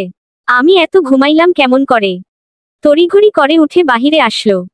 রান্নাঘরের দিকে যেতে লাগলে ইফাদ বলল, আম্মু রান্না করেছে, এত হাইপার হবার কিছু নেই, ফ্রেশ হয়ে খেয়ে নাও। তানহার রান্না ঘরে গিয়ে দেখল সত্যি তার শাশুড়ি রান্না করেছে। এতটা খারাপ লাগছিল। কখন বেলা গড়িয়ে গেল। চৈতালি বাসার মধ্যে প্রবেশ করতে করতে বলল, ভাইয়া তুমি চাকরি খুঁজছিলে না? আমাদের তানভীর ভাইয়া আছে না, নতুন এনজিও খুলেছে, লোক নিচ্ছে। আমাকে আসার সময় বলল তোমাকে বলতে। প্রথমে 8,000 টাকা দিবে, প্রতি বছরে তোমার টাকা বাড়বে। ওভার টাইম তো আছেই, চাইলে তুরিমি করতে পারো। আচ্ছা, আমি তানভীরের সাথে কথা বলে নিব। ভাবি তুমি একটু আমার রুমে আসবে, তোমার সাথে আমার কিছু কথা আছে। তুমি তোমার রুমে যাও, আমি ফ্রেশ হয়ে আসছি। বলেই তানহা ফ্রেশ হতে চলে গেল। ফ্রেশ হয়ে চৈতালির রুমে গেল। ভাবি কালকে আমার সাথে আমার কলেজে যাবে একটু। স্যার আমার ওপরে রেগে গেছে, গার্ডিয়ান নিয়ে যেতে বলছে। ভাইয়া বা আম্মু গেলে আমাকে মেরাই ফেলবে। প্লিজ তুমি কালকে আমার সাথে যাবে। তুমি যা বলবে আমি তাই করব। তোমার সব কথা শুনব। তোমার সাথে বাসার কাজে সাহায্য করব। ঘর ঝাড়ু দিয়ে দিব, থালা বাসন ধুইয়ে দিব। চৈতালির কথা শুনে তানহা হেসে দিল। তুমি তোমার ভাইয়ার থেকে অনুমতি নিয়ে আসো আগে। তোমার ভাইয়ার অনুমতি ছাড়া আমি যেতে পারবো না। আমার গিয়েছো জানলে ভাইয়া কিছু বলবে না। এখন বুঝবে না বোন, আগে বিয়ে হোক, সংসার হোক, তখন বুঝতে পারবে। তোমার ভাইয়ার অনুমতি না পেলে আমি যেতে পারবো না। কি ঝামেলায় পড়লাম। এখন ভাইয়াকে পটাবো কি করে? তানহা উঠে চলে গেল। রান্নাঘরে এসে খাবার বেড়ে খেতে শুরু করলো। কোকিয়া বেগম রুম থেকে বেরিয়ে এসে বলল, তানহা মা, তোমার কি শরীর খারাপ? কি হয়েছে মা, আমাকে বলো। কিছু হয়নি আম্মা, কি করে যে এত ঘুমাইলাম। আপনার রান্না করতে অনেক কষ্ট হয়েছে তাই না আম্মা? হাঁটুর ব্যথা নিয়ে এত কষ্ট করে রান্না করতে গেলেন কেন? আমাকে ডেকে দিলেই তো পারতেন। এতটা বিবেকহীন হয়ে যাই নাই মা। সব সময় কাজ তুমি করো। তুমি তো মানুষ, রোবট না। তোমারও শরীর আছে। তোমার শরীর খারাপ হতেই পারে, তাই বলে অসুস্থ শরীরে তোমাকে কাজ করাবো এতটা খারাপ শাশুড়ি আমি না। ভাইয়া, তোমার সাথে আমার একটা কথা আছে। একটা কথা বলেই চলে যাবি? একটা বেশি দুটো বললে তোর খবর আছে। সব সময় এমন করো কেন? কালকে ভাবিকে আমাদের কলেজে নিয়ে যাব। তোর কলেজে তানহা গিয়ে কি করবে? আমার ইচ্ছে হয়েছে তাই নিয়ে যাব। তানহা আমার বউ নাকি তোর বউ? তোমার বউ। তাহলে তুই ইচ্ছে মতো কেন আমার বউকে নিয়ে যাবি? কারণ তোমার বউ আমার ভাবি তাই নিয়ে যাব। আমি তানহাকে যেতে দিব না। ভাইয়া, তুমি যা বলবে আমি তাই শুনব। তোমার জামা কাপড় ধুইয়ে দিব, তোমার পা টিপে দিব, তোমার মাথা টিপে দিব, তোমার গলা টিপে দিব। তুমি যা বলবে আমি তাই করব। তুই আমার গলাটা টিপে দিস। তোর আর কিছু করা লাগবে না। তোর হাবভাব ভালো লাগছে না, কাহিনী কি? আমাকে সত্যি কথা বল। আমার ফ্রেন্ডরা ভাবিকে দেখতে চেয়েছে। আমি যাব। এই না। ইফাত ভ্রু কুচকে তাকালো। কেন? আমি গেলে তোর মান সম্মান নষ্ট হয়ে যাবে। তুমি এতগুলো মেয়েদের মাঝে গিয়ে কি করবে? তোর ভাবি এতগুলো ছেলেদের মাঝে গিয়ে কি করবে? ভাইয়া, ভাবি আমার ফ্রেন্ডদের কাছে থাকবে। আর ওরা সবাই মেয়ে। আমি ভাবির নামে অনেক প্রশংসা করেছি ওদের কাছে, তাই সবাই দেখতে চেয়েছে। তোর ভাবি সুন্দর, সেজন্য তুই সবার সামনে নিয়ে যেতে পারবি। আমি কালো দেখাতে ভালো না, তোর সম্মানে আঘাত লাগবে, সেজন্য এমন করছিস। আচ্ছা, আমি যাব না। তোর ভাবিকে ইনিসে যাস, কিন্তু সাবধানে যাবি আর তাড়াতাড়ি চলে আসবি। কোনো সমস্যা হলে আমাকে ফোন দিবি। বলেই ইফাত চলে গেল। তানহা খেয়ে গোসল করে আসলো। আয়নার সামনে বসে মাথায় চিরুনি করছিল। তখনই চৈতালি বলল, এই সন্ধ্যার দিকে গোসল দিলে তোমার শীত লাগছে না? শীত লাগলে ও কিছু করার নেই। সারাদিন ঘুমিয়েছি, দুপুরের আর বিকালের নামাজ পড়তে পারি নাই। সন্ধ্যার আজান দিলে সব নামাজ তুলে নিতে হবে।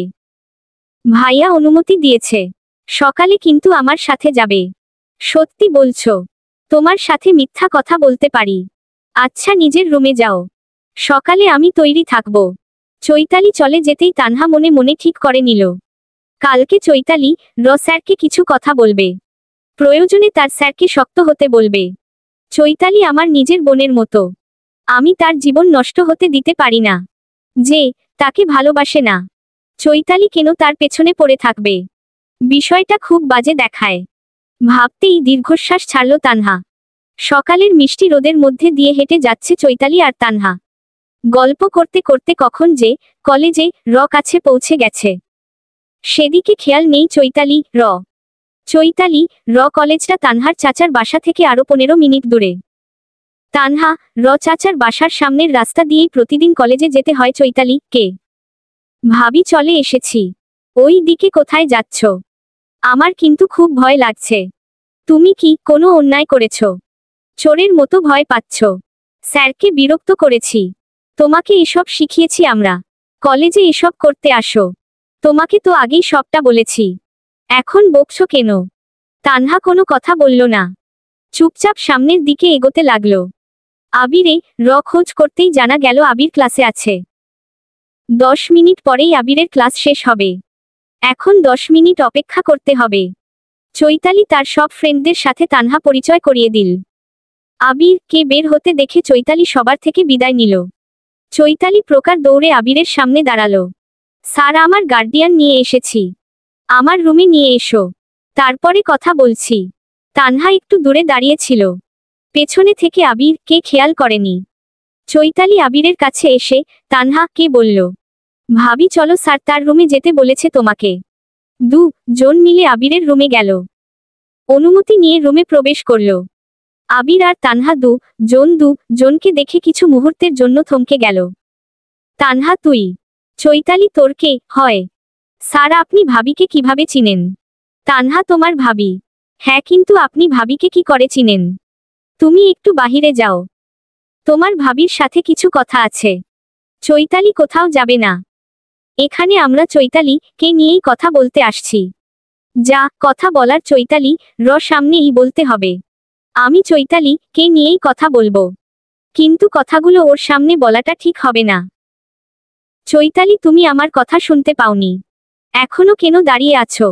চৈতালি মাথা নিচু করে চলে গেল। তানহার বেশ বিরক্ত লাগছে। চৈতালির কলেজের টিচার তার আবির ভাই, জানলে কখনোই আসতো না তানহা। আবির উঠে তানহার দিকে এগোতে লাগলো। সেই তুই নিজেই আমার কাছে আসলি। দেখ, আমি কিন্তু তোর কাছে যাই নাই, তুই নিজে পায়ে হেঁটে আমার কাছে এসেছিস। আমি এখানে ব্যক্তিগত কথা বলতে আসি নাই। আপনি নিশ্চয়ই আমাকে ব্যক্তিগত প্রশ্ন করার জন্য ডাকেন নাই। ব্যক্তিগত প্রশ্নের জন্যই ডেকেছি। তোর আদরের ননদ 1 বছর ধরে ছ্যাঁচড়ার মতো আমার পেছনে ঘুর ঘুর করছে। আজকাল ওর বিরক্ত করা বেশি হয়ে গিয়েছে। আমি নিতে পারছিলাম না, তাই ওর গার্ডিয়ান ডেকেছি। আগে যদি জানতাম চৈতালির ভাইয়ের সাথে তোর বিয়ে হয়েছে, তাহলে এতদিনে তোদের বাসার জামাই হয়ে যেতাম রে তানহা। আমার ননদ আজকের পর থেকে আপনাকে বিরক্ত করবে না। আশা করি আমি আপনাকে বোঝাতে পেরেছি। আর কিছু বলার থাকলে বলুন। আমাকে বাসায় যেতে হবে। আচ্ছা, তোর কালো জামাইয়ে এত ধোলা বোন কেমনে হলো রে? না মানে, তোর জামাই কালো, তোর শাশুড়ি কালো, চৈতালি এত ফর্সা হলো কি করে? আজকাল তো ফর্সা হবার জন্য অনেক ক্রিম বের হয়েছে। রাতে নাইট ক্রিম দিয়ে দিয়ে নিজের চামড়া সাদা করেছে। আপনি একজন শিক্ষক, ভাবতেও আমার রুচিতে বাজছে। ফর্সা হলেই যদি সুন্দর হতো, তাহলে আপেলের চেয়ে মূলোর দাম বেশি হতো। আমার জামাই মোটেও কালো না। আমার জামাই আমার স্বপ্নের পুরুষ, আমার শ্যাম পুরুষ। পৃথিবীর সবথেকে সেরা মানুষটি হলো আমার জামাই। চৈতালির কথা বলছেন? আমার শ্বশুর অনেক সুন্দর ছিলেন। আমার শ্বশুরের গায়ের রং ফর্সা ছিল। আমার শাশুড়ির গায়ের রং শ্যামলা। ইফাত তার মায়ের গায়ের রং পেয়েছে, চৈতালি তার বাবার গায়ের রং পেয়েছে। আপনি একজন শিক্ষক, এই ছোট কথাগুলো আপনার দক্ষ মাথাটা বুঝে নিয়েছে। আমি এসব কথা বলতে আসি নাই। আপনি আমাকে কার গায়ের রং কেমন এসব জানার জন্য ডেকে নিয়ে আসেন নাই। আপনার মতো নিকৃষ্ট মানুষের সাথে কথা বলতে আমার রুচিতে বাধে। আশা করছি কোনো বিশৃঙ্খলা সৃষ্টি করবেন না। ভালো থাকবেন, আসছি। কালো জামাইয়ের জন্য আমাকে ছেড়ে দিলি? তোর ননদ আমার পেছনে ঘুরে। আমি এমন একটা ছেলে, খুব কম মানুষই আমাকে অপছন্দ করবে। আবির ভাইয়া, বেশি বাড়াবাড়ি করবে না। তোমার সব রকম বাড়াবাড়ি একদম সহ্য করব না। তোমার থেকে সুন্দর আমার জামাই। তোমাকে আর আমার জামাইকে দাঁড় করিয়ে দিলে সবাই আমার জামাইকেই পছন্দ করবে। আমার জামাই কোন দিকে কম আছে? লম্বা, মাথা ভরা, ঘন কালো কেশ, মায়াবী চেহারা। দেখলে 1000 বার প্রেম করতে ইচ্ছে করবে। ছেলে মানুষ যত সুন্দরী হোক না কেন, ছেলে মানুষ লম্বা না হলে সে ছেলের কোনো দাম নেই। হিসেব করে দেখতে গেলে তুমি আমার জামাইয়ের থেকে অনেকটাই খাটো। কোথায় আমার জামাই? কোথায় তুমি? কাক হয়ে ময়ূরের সাথে তুলনা করছো। আমার জামাই আমার কাছে সেরা ছিল, আছে, আর সারা জীবন থাকবে। তোমার মতো 10টা আবির আসলেও আমার মনে বিষ ভরতে পারবে না। আমার ভালোবাসাকে এতটা ঠুনকো ভেবো না। একটা কথা মনে রেখো ভাইয়া, ফুলের সৌরভ আর মানুষের গৌরব চিরদিন থাকে না। বলেই তানহা রুম থেকে বেরিয়ে আসলো। আবির রেগে নিজের হাত দেওয়ালে বাড়ি মারল। আবিরকে অপমান করার সাহস খুব কম মেয়ের আছে তানহা। আজ তুই আমাকে এভাবে অপমান করে ঠিক করলি না। তানহা আবিরের রুম থেকে বেরিয়ে সোজা হাঁটতে শুরু করেছে। আর একটু মুহূর্ত এই কলেজে থাকবে না তানহা। আবিরের সাথে কথা বলার সময় তানহার বারবার ইফাদের কথা মনে পড়ছিল। ইফাদ যদি জানতে পারে সে আবার আবিরের সাথে কথা বলছে, কি করবে আল্লাহ জানে। ভয়ে চুপসে যাচ্ছে তানহা। শীতের দিন, তবুও মৃদু মৃদু ঘাম জামা হয়েছে তানহার কপালে। চৈতালি উতলা হয়ে বাহিরে দাঁড়িয়েছিল, ভেতরে কি হচ্ছে তা জানার জন্য। তানহাকে এভাবে বের হয়ে যেতে দেখে চৈতালির মনের ভয় আরো দ্বিগুণ বেড়ে গেল। চৈতালি দৌড়ে তানহার কাছে আসলো। ভাবি, ভেতরে কি হয়েছে? তুমি এভাবে আমাকে না নিয়ে চলে যাচ্ছিলে কেন? তুমি স্যারকে কিভাবে চিনো? বাসায় চলো, তোমাকে সবকিছু খুলে বলবো। এখন কথা বলতে ভালো লাগছে না। ভাবি, আমার খুব চিন্তা হচ্ছে, সংক্ষেপে একটু বলো। তুমি আর আবির ভাইয়ের পেছনে ঘুরবে না। এমন বেয়াদব ছেলে তুমি ডিজার্ভ করো না। আবির ভাইয়ের থেকে ভালো ছেলে তুমি ডিজার্ভ করো, যে ছেলে মেয়েদের সম্মান দিতে জানে না। এসব ছেলের আশা না করাই ভালো। আমি থাকতে তোমার জীবন নষ্ট হতে দিব না চৈতালি। রাজকুমার এনে দিব তোমাকে। তুমি আর আবির ভাইয়ের পেছনে ঘুরবে না। কিন্তু কেন ভাবি? আমি আবির স্যারকে অনেক ভালোবাসি। আমার পক্ষে স্যার ছাড়া অন্য কাউকে মেনে নেওয়া সম্ভব না। প্রথম ভালো লাগা তো, তাই তোমার এমন মনে হচ্ছে। ভালো লাগা, ভালোবাসা, মায়া কোনোটাই সারা জীবন থাকে না চৈতালি। একটা সময় সময়ের সাথে সব উবে যায়। শূন্য স্থান কখনো শূন্য থাকে না চৈতালি। ধুলাবালি দিয়ে হলেও তা পূর্ণ হয়ে যায়। তোমার শূন্য স্থান একদিন সঠিক মানুষ এসে পূর্ণ করে দিবে দেখো। তুমি অনেক ভালো মেয়ে চৈতালি। তুমি ভালো কিছু ডিজার্ভ করো। আমার ভালো কিছু চাই না ভাবি। আমার আবির স্যারকে লাগবে। স্যার তোমার পরিচিত, প্লিজ স্যারকে তুমি বোঝাও। আমরা বাসায় গিয়ে কথা বলবো। বাহিরে দাঁড়িয়ে কথা বলা আমি পছন্দ করি না। চৈতালি আর তানহা জন হাঁটতে শুরু করলো। জনের মাঝে পিনপিনে নীরবতা কাজ করছে। কেউ কোনো কথা বলছে না। একজনের মন খারাপ, আরেকজনের মনে ভয়।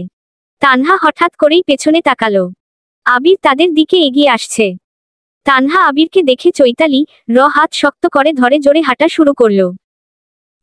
জন মিলে কত প্ল্যান করে আসছিল। আজকে অনেক ঘুরবে, হাঁটবে, সাজার জিনিস কিনবে। কিন্তু আবির নামক ব্যক্তিটি সবকিছু নিমিষেই সব আশা মাটি করে দিল। কিছু দূর যেতেই তানহা ইফাদকে দেখতে পেল। ইফাদের সাথে একটা ছেলে আছে। দোকানে কি যেন দেখিয়ে দিচ্ছে। ইফাদ এখনো তানহাদের দেখে নাই। তানহার ভয় গলা শুকিয়ে আসছে। চৈতালি তুমি জানো আমাকে কে মেরেছিল? কে আমাকে সংসার ছেড়ে চলে আসার কথা বলছিল? কে ভাবি? আমি তোমাকে বলবো। আমার একটা শর্ত আছে। আমার কথা শোনার পরে একদম উত্তেজিত হবে না।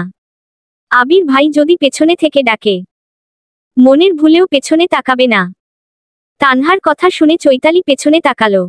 আবিরকে দেখে মুখে হাসির রেখা ফুটে উঠল।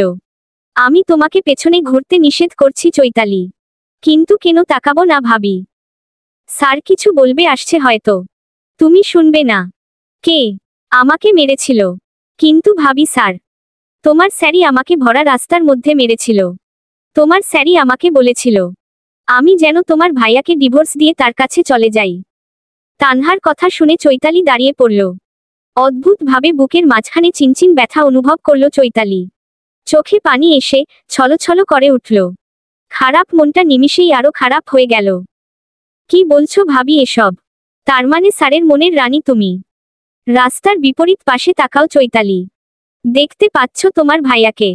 আবির ভাইয়ের জন্য আমাদের মধ্যে এখনো মনমালিন্য চলছে। তুমি কি চাও তোমার ভাইয়ের আর আমার সম্পর্কটা আরো খারাপ হয়ে যাক? চৈতালি দুপাশে মাথা নাড়িয়ে বোঝালো সে চায় না। তাহলে আমার হাত ধরে হাঁটা শুরু করো। তোমার ভাইয়াকে অতিক্রম করে আমরা একটা গাড়ি ডেকে নিব। আবির এক প্রকার দৌড়ে চৈতালি আর তানহার পথ আটকে দাঁড়ালো। তানহা, এই চুড়িটা তোর? আমার রুমে পড়েছিল। তানহা বিরক্ত মাখা মুখ নিয়ে বলল, না, এটা আমার চুড়ি না। চৈতালি রাস্তার মধ্যে দাঁড়িয়ে থেকে ছেলে মানুষের সাথে তোদের এত কিসের কথা রে?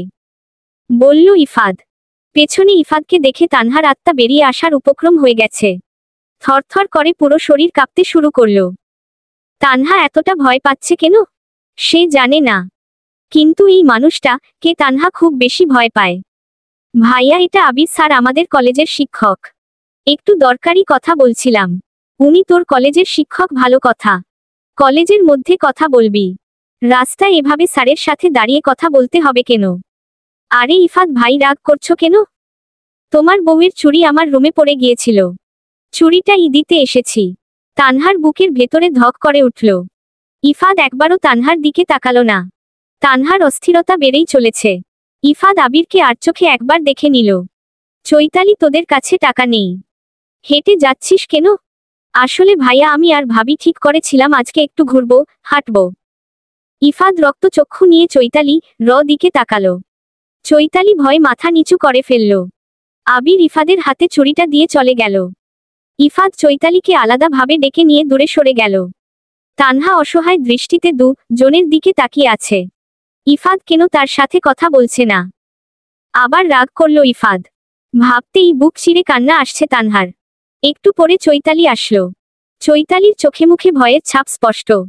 কাপা কাপা গলায় বলল, ভাইয়া তোমাকে চলে যেতে বলেছে। আমি তোমাকে গাড়িতে তুলে দিচ্ছি। গাড়ি আলা তোমাকে বাসার সামনে নামিয়ে দিবে। এই নাও টাকা, ভাইয়া দিয়েছে। তুমি যাবে না চৈতালি?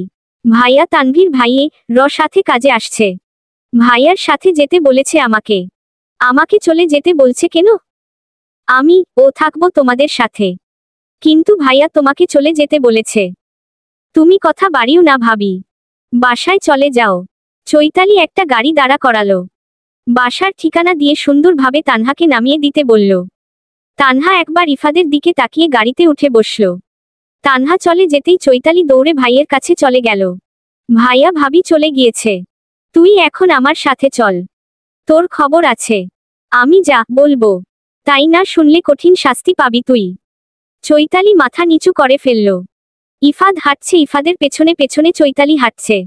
ভেতরে ভয় কাজ করছে। একদিকে তানহার চিন্তা, একদিকে তার ভাইয়ের চিন্তা। নিজেকে পাগল মনে হচ্ছে চৈতালির। তানহা বাসায় এসে চুপচাপ হয়ে বসে আছে। অশান্ত মনটাকে কিছুতেই শান্ত করতে পারছে না তানহা। ইফাদ চাইলেই পারত তানহার মনটাকে শান্ত রাখতে, কিন্তু ইফাদ তানহার সাথে কথাই বলল না। আচ্ছা, ইফাদ কি আমাকে বাসা থেকে বের করে দিবে? ওনাকে না দেখে আমি কিভাবে থাকব? সব বাজে চিন্তা এসে তানহা মনে হানা দিয়েছে। তানহা কাছে কোনো জাদু থাকলে নিমিষেই সব দুশ্চিন্তা দূর করে দিত। অপেক্ষার প্রহরগুলো এতটা দীর্ঘ হয়, সহজে কাটতেই চায় না। চাকত পাখির মতো ইফাদ আর চৈতালির জন্য অপেক্ষা করছে তানহা, কিন্তু তাদের আসার নামে কোনো খোঁজ নেই। সারাদিন পেরিয়ে বিকাল গড়িয়ে আসছে। ফুটপাতের রাস্তা ধরে হাঁটছে ইফাদ আর চৈতালি। চৈতালি মুখ বাংলার পাঁচের মতো হয়ে আছে। রাগী দৃষ্টিতে ভাইয়ের দিকে তাকাচ্ছে বারবার। ইফাদের মুখ গম্ভীর্য ভাব বিদ্যমান। জন বাসার কাছে চলে এসেছে। চৈতালি রেগে বলল, ভাইয়া, বাচ্চা তুমি এতটা খারাপ আগে জানলে? চৈতালির কথা শুনে ইফাদ পেছনে ঘুরে দেখতে লাগল। চারিদিকে ঘুরে চৈতালির দিকে তাকালো। এভাবে কি খুঁজছ আমার বাচ্চাকে? তুই তো আমার বাচ্চাকে ডাক দিলি। কোথায় আমার বাচ্চা? এখন আমাকে আমার বাচ্চা দে। তুমি সেই খারাপ ভাইয়া, আমি ভাবিকে সব বলে দিব। ইফাদ রাগী দৃষ্টিতে চৈতালির দিকে তাকালো। চৈতালি দৌড়ে বাসার মধ্যে চলে গেল। ইফাদ ও চৈতালির পেছনে গেল। চৈতালি বাসায় এসে নিজের রুমে প্রবেশ করল। তারপরে নিজের রুমের দরজা বন্ধ করে দিল। ইফাদ আসলে চৈতালি কে তাজাই খেয়ে ফেলবে। তানহা দুপুরের নামাজ পড়ে ইফাদ আর চৈতালির জন্য অপেক্ষা করছিল। কখন যে ঘুমিয়ে গিয়েছে সে নিজেও জানে না। ইফাদ রুমে প্রবেশ করে কিছুক্ষণ ঘুমন্ত তানহার দিকে তাকিয়ে থাকল। একটা দীর্ঘশ্বাস ফেলে ফ্রেশ হতে চলে গেল। ইফাদ খেতে বসেছে। কোকিয়া বেগম আর ইফাদে কথার আওয়াজে তানহা ঘুম ভেঙে গেল। তাড়াতাড়ি করে উঠে বসল। ঘুমের রেশ এখনো কাটে নাই। ইফাদের গলার আওয়াজ শুনে বুকের ভেতরে ধুকপুকানির আওয়াজ বাড়তে শুরু করেছে। আবারও সেই ভয় এসে মনে হানা দিয়েছে। একটু শান্তিতে ঘুমিয়েছিল। ইফাদের গলার আওয়াজ সব শান্তি নিমিষেই উধাও করে দিল। তানহা উঠতে যাবে, তখনই ইফাদ রুমে প্রবেশ করে। অসহায় দৃষ্টিতে ইফাদের দিকে তাকিয়ে আছে। ইফাদ ফোনটা নিয়ে বেরিয়ে গেল। তানহা উঠে ইফাদের পিছু পিছু গেল। তানহা কে নিজের পেছনে দেখে ভ্রু কুঁচকে গেল ইফাদের। ইফাদ আবার নিজের রুমে আসলো। তানহা ও ইফাদের পেছনে আসলো। তানহাকে উসখুস করতে দেখে ইফাদ বলল, সমস্যা কি? এভাবে পিছু পিছু ঘুরছ কেন? বিশ্বাস করুন, আমি জানতাম না আবির ভাই চৈতালির কলেজের শিক্ষক। জানলে কখনোই যেতাম না। আবির ভাই যে চুড়িটা আপনাকে দিয়েছে সেটা আমার চুড়ি না। তানহার কথা শুনে ইফাদের গম্ভীর্য মুখটা আরো গম্ভীর হয়ে গেল। ইফাদ একদম স্তব্ধ হয়ে গেল। ইফাদের নীরবতা তানহাকে বেশি কষ্ট দিচ্ছে। মনের মধ্যে ঝড় বইয়ে যাচ্ছে। ইফাদ কি তানহার মনের অবস্থা দেখতে পাচ্ছে না? তাহলে কেন নীরব রয়েছে? ইফাদের থেকে কোনো না পেয়ে তানহা দু চোখ বেয়ে অশ্রু গড়িয়ে পড়ছে। জনেই সামনাসামনি দাঁড়িয়ে আছে। জনেই নীরব। তানহা মাথা নিচু করে আছে। অনবরত চোখ দিয়ে পানি পড়ছে। এক হাত দিয়ে চোখের পানি মুছছে বারবার। তানহার অবস্থা দেখে ইফাদ শব্দ করে হেসে ফেলল। ইফাদের হাসি দেখে তানহা চোখ তুলে ইফাদের দিকে তাকালো। কি সুন্দর সেই হাসি! ইফাদের ভুবন ভুলানো হাসি দেখে নিমিষেই তানহার সব দুশ্চিন্তা দূর হয়ে গেল। পলকহীনভাবে ইফাদের দিকে তাকিয়ে আছে। হাসলে মানুষটাকে কত সুন্দর দেখায়। তানহার মনে হচ্ছে সময়টা যদি থেমে যেত। ইফাদের হাসি মুখটা দেখে 1000 বছর কাটিয়ে দিতে ইচ্ছে করছে তানহার। ইফাদ নিজের হাসি কিছুতেই থামাতে পারছে না। ইফাদের হাসি দেখে তানহাও হেসে ফেলল। তানহার হাসি দেখে ইফাদ হাসি থামিয়ে ভ্রু কুঁচকে তানহার দিকে তাকালো। তুমি হাসছো কেন? আপনি হাসছেন তাই। আমি তো একটা কারণে হাসছি। তুমি কারণ ছাড়াই হাসছো। আমার সামনে কেউ হাসলে আমার খালি হাসি পায়।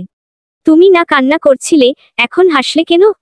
নাও আবার কান্না শুরু করো। তুমি আবার ছেলেদের সাথে কথা বলেছ। এটা তোমার শাস্তি। তানহা অসহায় দৃষ্টিতে ইফাদের দিকে তাকালো। ইফাদের কথা শুনে তানহার মনটা আবার খারাপ হয়ে গেল।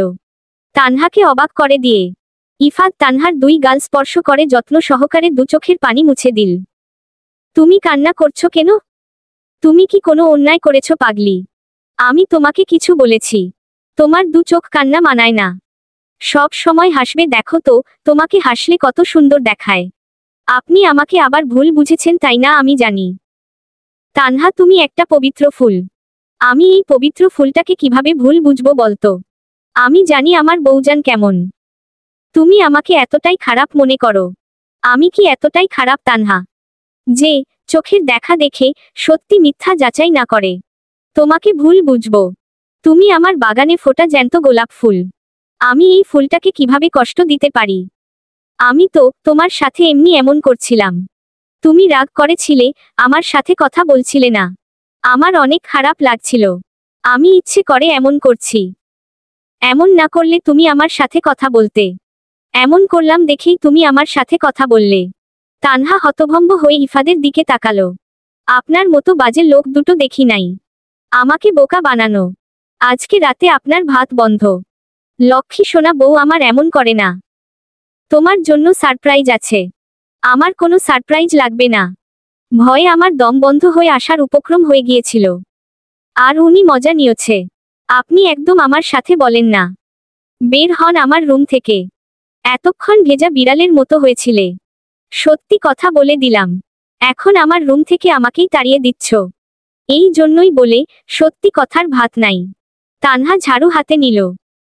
তেরে ইফাদের দিকে আসতে লাগলো। ইফাদ দৌড়ে বাহিরে চলে গেল। তানহা রেগে দরজা লাগিয়ে দিল। ইফাদ জোরে জোরে শ্বাস নিচ্ছে। কি মেয়ে রে, বাবা নিমিষেই রূপ বদলে ফেলল। এই চৈতালি দরজা খোল। আগে আমাকে 10,000 টাকা দিবে, তারপরে তোমার জিনিস ফেরত পাবে। তুই ছোট মানুষ, এত টাকা নিয়ে কি করবি বোঝা আমাকে। তুমি ভাই নিরামিষ মানুষ। এসব জিনিসপত্র কিভাবে তোমার বউকে দিবে? এসব বরং আমার কাছেই থাক, আমি ব্যবহার করব। আমার কিন্তু খুব রাগ হচ্ছে চৈতালি। সন্ধ্যা হয়ে আসছে, আগে টাকা দিবে। তোর এত সাহস তুই আমার মুখের ওপরে কথা বলিস? মার খেলে খাবো, তবুও টাকা নিব। আমার কাছে এত টাকা নাই। তুই 50 টাকা নে বোন। আমার জিনিস আমাকে দিয়ে দে। সারাদিন আমাকে খাটিয়েছ, আমাকে মাত্র 50 টাকা দিবে। তোমার জিনিস তোমাকে দিতে চেয়েছিলাম, কিন্তু এখন দিব না। লাগবে না তোর জিনিস। আমি বাসার বাহিরে চলে গেলাম। ইফাদ রেগে পাড়ার মোড়ে চলে গেল। চৈতালি দরজা খুলে দেখল ইফাদ চলে গেছে। হতাশ হয়ে আবার নিজের রুমে চলে গেল। ঘড়ির কাঁটায় রাত 9টা ছুঁই ছুঁই। তানহা রান্না ঘরে তরকারি গরম করছে। চৈতালি মেঝেতে পাট্টি বিছিয়ে খাবার প্লেটগুলো নিয়ে এসে বসল। কোকিয়া বেগম নিজের ঘরে আছেন। দরজায় কলিং বেল বেজে উঠল। চৈতালি উঠে গিয়ে দরজা খুলে দিল। তোর ভাবি কই? রান্নাঘরে তরকারি গরম করছে। ইফাদ কোনো কথা না বলে রান্নাঘরের দিকে গেল। তুমি একা একা রান্না করছো, আমি তোমাকে সাহায্য করি। তানহা রেগে ইফাদের শরীরে ঠান্ডা পানি ছুঁড়ে মারল। আল্লাহর কসম তানহার শীত লাগে না। এভাবে কেউ ঠান্ডা পানি ছুঁড়ে মারে? আমি আলগা দরদ দেখাতে আসতে বলছিলাম। রেগে তরকারি নিয়ে ড্রয়িং রুমে চলে গেল। ইফাদ হতাশ হয়ে রুমে নিয়ে শার্ট চেঞ্জ করে আসলো। সবাই খেয়ে রুমে চলে গিয়েছে। ইফাদ চৈতালির রুমে আসলো। ভাইয়া তুমি সেই খারাপ। আমি মনে করেছিলাম ভাবির জন্মদিনে ভাবিকে উপহার দিব। তুমি আমার থেকে সবকিছু জেনে নিজেই কিনে ফেললে। টাকা আমার বউ আমার কিনেছি, বেশ করেছি। এই ধর 3000 টাকা। আমি 10,000 টাকা চেয়েছিলাম। পারলে আম্মুর কাছে থেকে চেয়ে নে। আমার কাছে আর টাকা নেই। এখন আমার জিনিস আমাকে ফেরত দে। এখন দিয়ে দিচ্ছি। তুমি কিন্তু আম্মুকে বলে 7,000 টাকা নিয়ে দিবে। আমার আংটিটা সত্যি খুব পছন্দ হয়েছে ভাইয়া। আচ্ছা, আমি আম্মুকে বলবো। চৈতালি অনেকগুলো ব্যাগ এনে ইফাদের হাতে ধরিয়ে দিল। ইফাদ সেগুলো নিয়ে নিজের রুমে আসলো। তানহা কাত হয়ে শুয়েছিল। ইফাদ গিয়ে তানহার পাশে বসে ডাকল, তানহা উঠো না। আপনি সরে যান। আমার সাথে কথা বলবেন না। আচ্ছা, বলবো না। একবার উঠে বসো। আমি আপনার কথা শুনতে বাধ্য নই। ইফাদ তার ঠান্ডা হাত তানহার গালে চেপে ধরল। তানহা তড়িঘড়ি করে ইফাদের দিকে তাকালো। সমস্যা কি? প্রতিশোধ নিচ্ছেন? তুমি আগে উঠো, তারপরে বলছি। তানহা কোনো কথা বলছে না, চুপ করে শুয়ে আছে। ইফাদ তানহার হাত ধরে তুলে বসালো। সবগুলো ব্যাগ হাতে দিয়ে বলল, তোমার জন্য, বউজান। তানহা অবাক হয়ে ইফাদের দিকে তাকিয়ে আছে। এত কিছু তার জন্য নিয়ে এসেছে। ইফাদের মাথা কি খারাপ হয়ে গিয়েছে? এভাবে তাকিয়ে দেখছো কি? সবকিছু খুলে দেখো, তোমার পছন্দ হয়েছে কিনা। তানহা সবকিছু খুলে দেখতে লাগলো। কালো রঙের একটা বোরকা, কালো রঙের শাড়ি, কালো রঙের চুড়ি, কিন্তু চুড়িগুলো কাচের না। কালো রঙের 3 পিস, কালো রঙের জুতা, কালো রঙের একটা চাদর। সাজার গহনা মোটামুটি সবগুলোই প্রায় কালো। একজোড়া নুপুরও আছে। তানহা অবাক দৃষ্টিতে ইফাদের দিকে তাকিয়ে আছে। আবার অনেক খুশিও লাগছে তানহার। ইফাদ তার জন্য এত কিছু নিয়ে এসেছে। ভাবতেই তানহার চোখ দুটো চিকচিক করে উঠল। খুশি হয়ে বলল, সবকিছু আমার না, আমার আরো একটা বউ আছে তার জন্য। আপনি কি করে জানলেন আমার কালো রং পছন্দ? জামাই হই আমি তোমার। আমি জানবো না? তাহলে কে জানবে শুনি? আল্লাহ, এগুলো সব আমার খুব খুশি লাগছে। তানহা খুশি সবকিছু নেড়েচেড়ে দেখছে। তানহার হাসিমাখা মুখটা দেখে ইফাদে মনে প্রশান্তি বাতাস বইয়ে গেল। মুগ্ধ দৃষ্টিতে তানহার দিকে তাকিয়ে আছে। তানহাকে দেখে মনে হচ্ছে পৃথিবীর সবথেকে সুখী মানুষটা তানহা। 2টা বছর তানহার কোনো খোঁজ খবর রাখে নাই ইফাদ। অল্প কয়টা জিনিস পেয়েই মেয়েটা কতটা খুশি। তানহা হাতে চুড়িগুলো পরতে পরতে বলল, আমার কিন্তু কাচের চুড়ি চাই। আপনি আমাকে 1_মুঠো_ কাচের চুড়ি কিনে দিবেন। কাচের চুড়ি পরা লাগবে না। না, আমি পরব। জীবনে প্রথম কিছু চাইলাম, কিনে দিবেন না? না, তোমাকে সোনার চুড়ি বানিয়ে দিব। আমার আর কিছু লাগবে না। আপনি পুরো দোকান আমার জন্য নিয়ে আসছেন মনে হচ্ছে। এগুলো কিছু না তানহা, তুমি এখনো আমার থেকে অনেক কিছু পাবে। ইনশাআল্লাহ আমি তোমার সবকিছু পূর্ণ করার চেষ্টা করব। আমার তো আপনাকে লাগবে। আপনি আপনাকে দিয়ে দিন। আমার আর কিছু লাগবে না। এভাবে বলো না, আমার শরম করে। আমি এগুলো একটু পরে দেখি। তোমার জিনিস তুমি পরবে, আমাকে বলার কি আছে? আপনি একটু বাহিরে যাবেন। আমি থাকলে সমস্যা কোথায়? এখন শরম করবে না? রাগ দেখাচ্ছ কেন? আমি বলেছি যাব না। একটা কথা বলতেই পারি না। সাপের মতো ফোঁস করে ওঠে। বলতে বলতে ইফাদ চলে গেল। তানহা কালো রঙের শাড়িটা পরে নিল। কালো রঙের শাড়িটা তানহার ফর্সা শরীরে একটু বেশি চকচক করছে। তানহার সৌন্দর্য দ্বিগুণ বাড়িয়ে তুলেছে। তানহা ঠোঁটে হালকা করে লিপস্টিক দিয়ে নিল। সে তো আর বাহিরে যাচ্ছে না, তার স্বামীর জন্যই সাজছে। তানহা দরজা খুলে দিয়ে ইফাদকে বলল, আমাকে কেমন লাগছে? সর্বনাশ করে ফেলছ। ইফাদের এমন কথায় তানহা ভরকে গেল। কি করেছি আমি? বউ, তুমি এভাবে বাহিরে যাবে না। আল্লাহ, আমার বউ এত সুন্দর। কাক যদি ঠোঁটে করে নিয়ে চলে যায়, তাহলে আমার কি হবে? তোমাকে অনেক সুন্দর লাগছে তানহা। সত্যি সুন্দর লাগছে। হ্যাঁ, সত্যি অনেক সুন্দর লাগছে। একদম পরীর মতো। একটু বেশি বলে ফেলছেন। আমার সাথে আসো। ইফাদ তানহাকে বিছানায় বসিয়ে দিয়ে তানহার পায়ে নুপুর পরিয়ে দিল। মাশাল্লাহ, অনেক সুন্দর লাগছে। আমার বউজান কে? তানহা লজ্জা পেয়ে মাথা নিচু করে ফেলল। তানহা, তুমি অনুমতি দিলে আমরা কয়টা ছবি তুলতে পারি।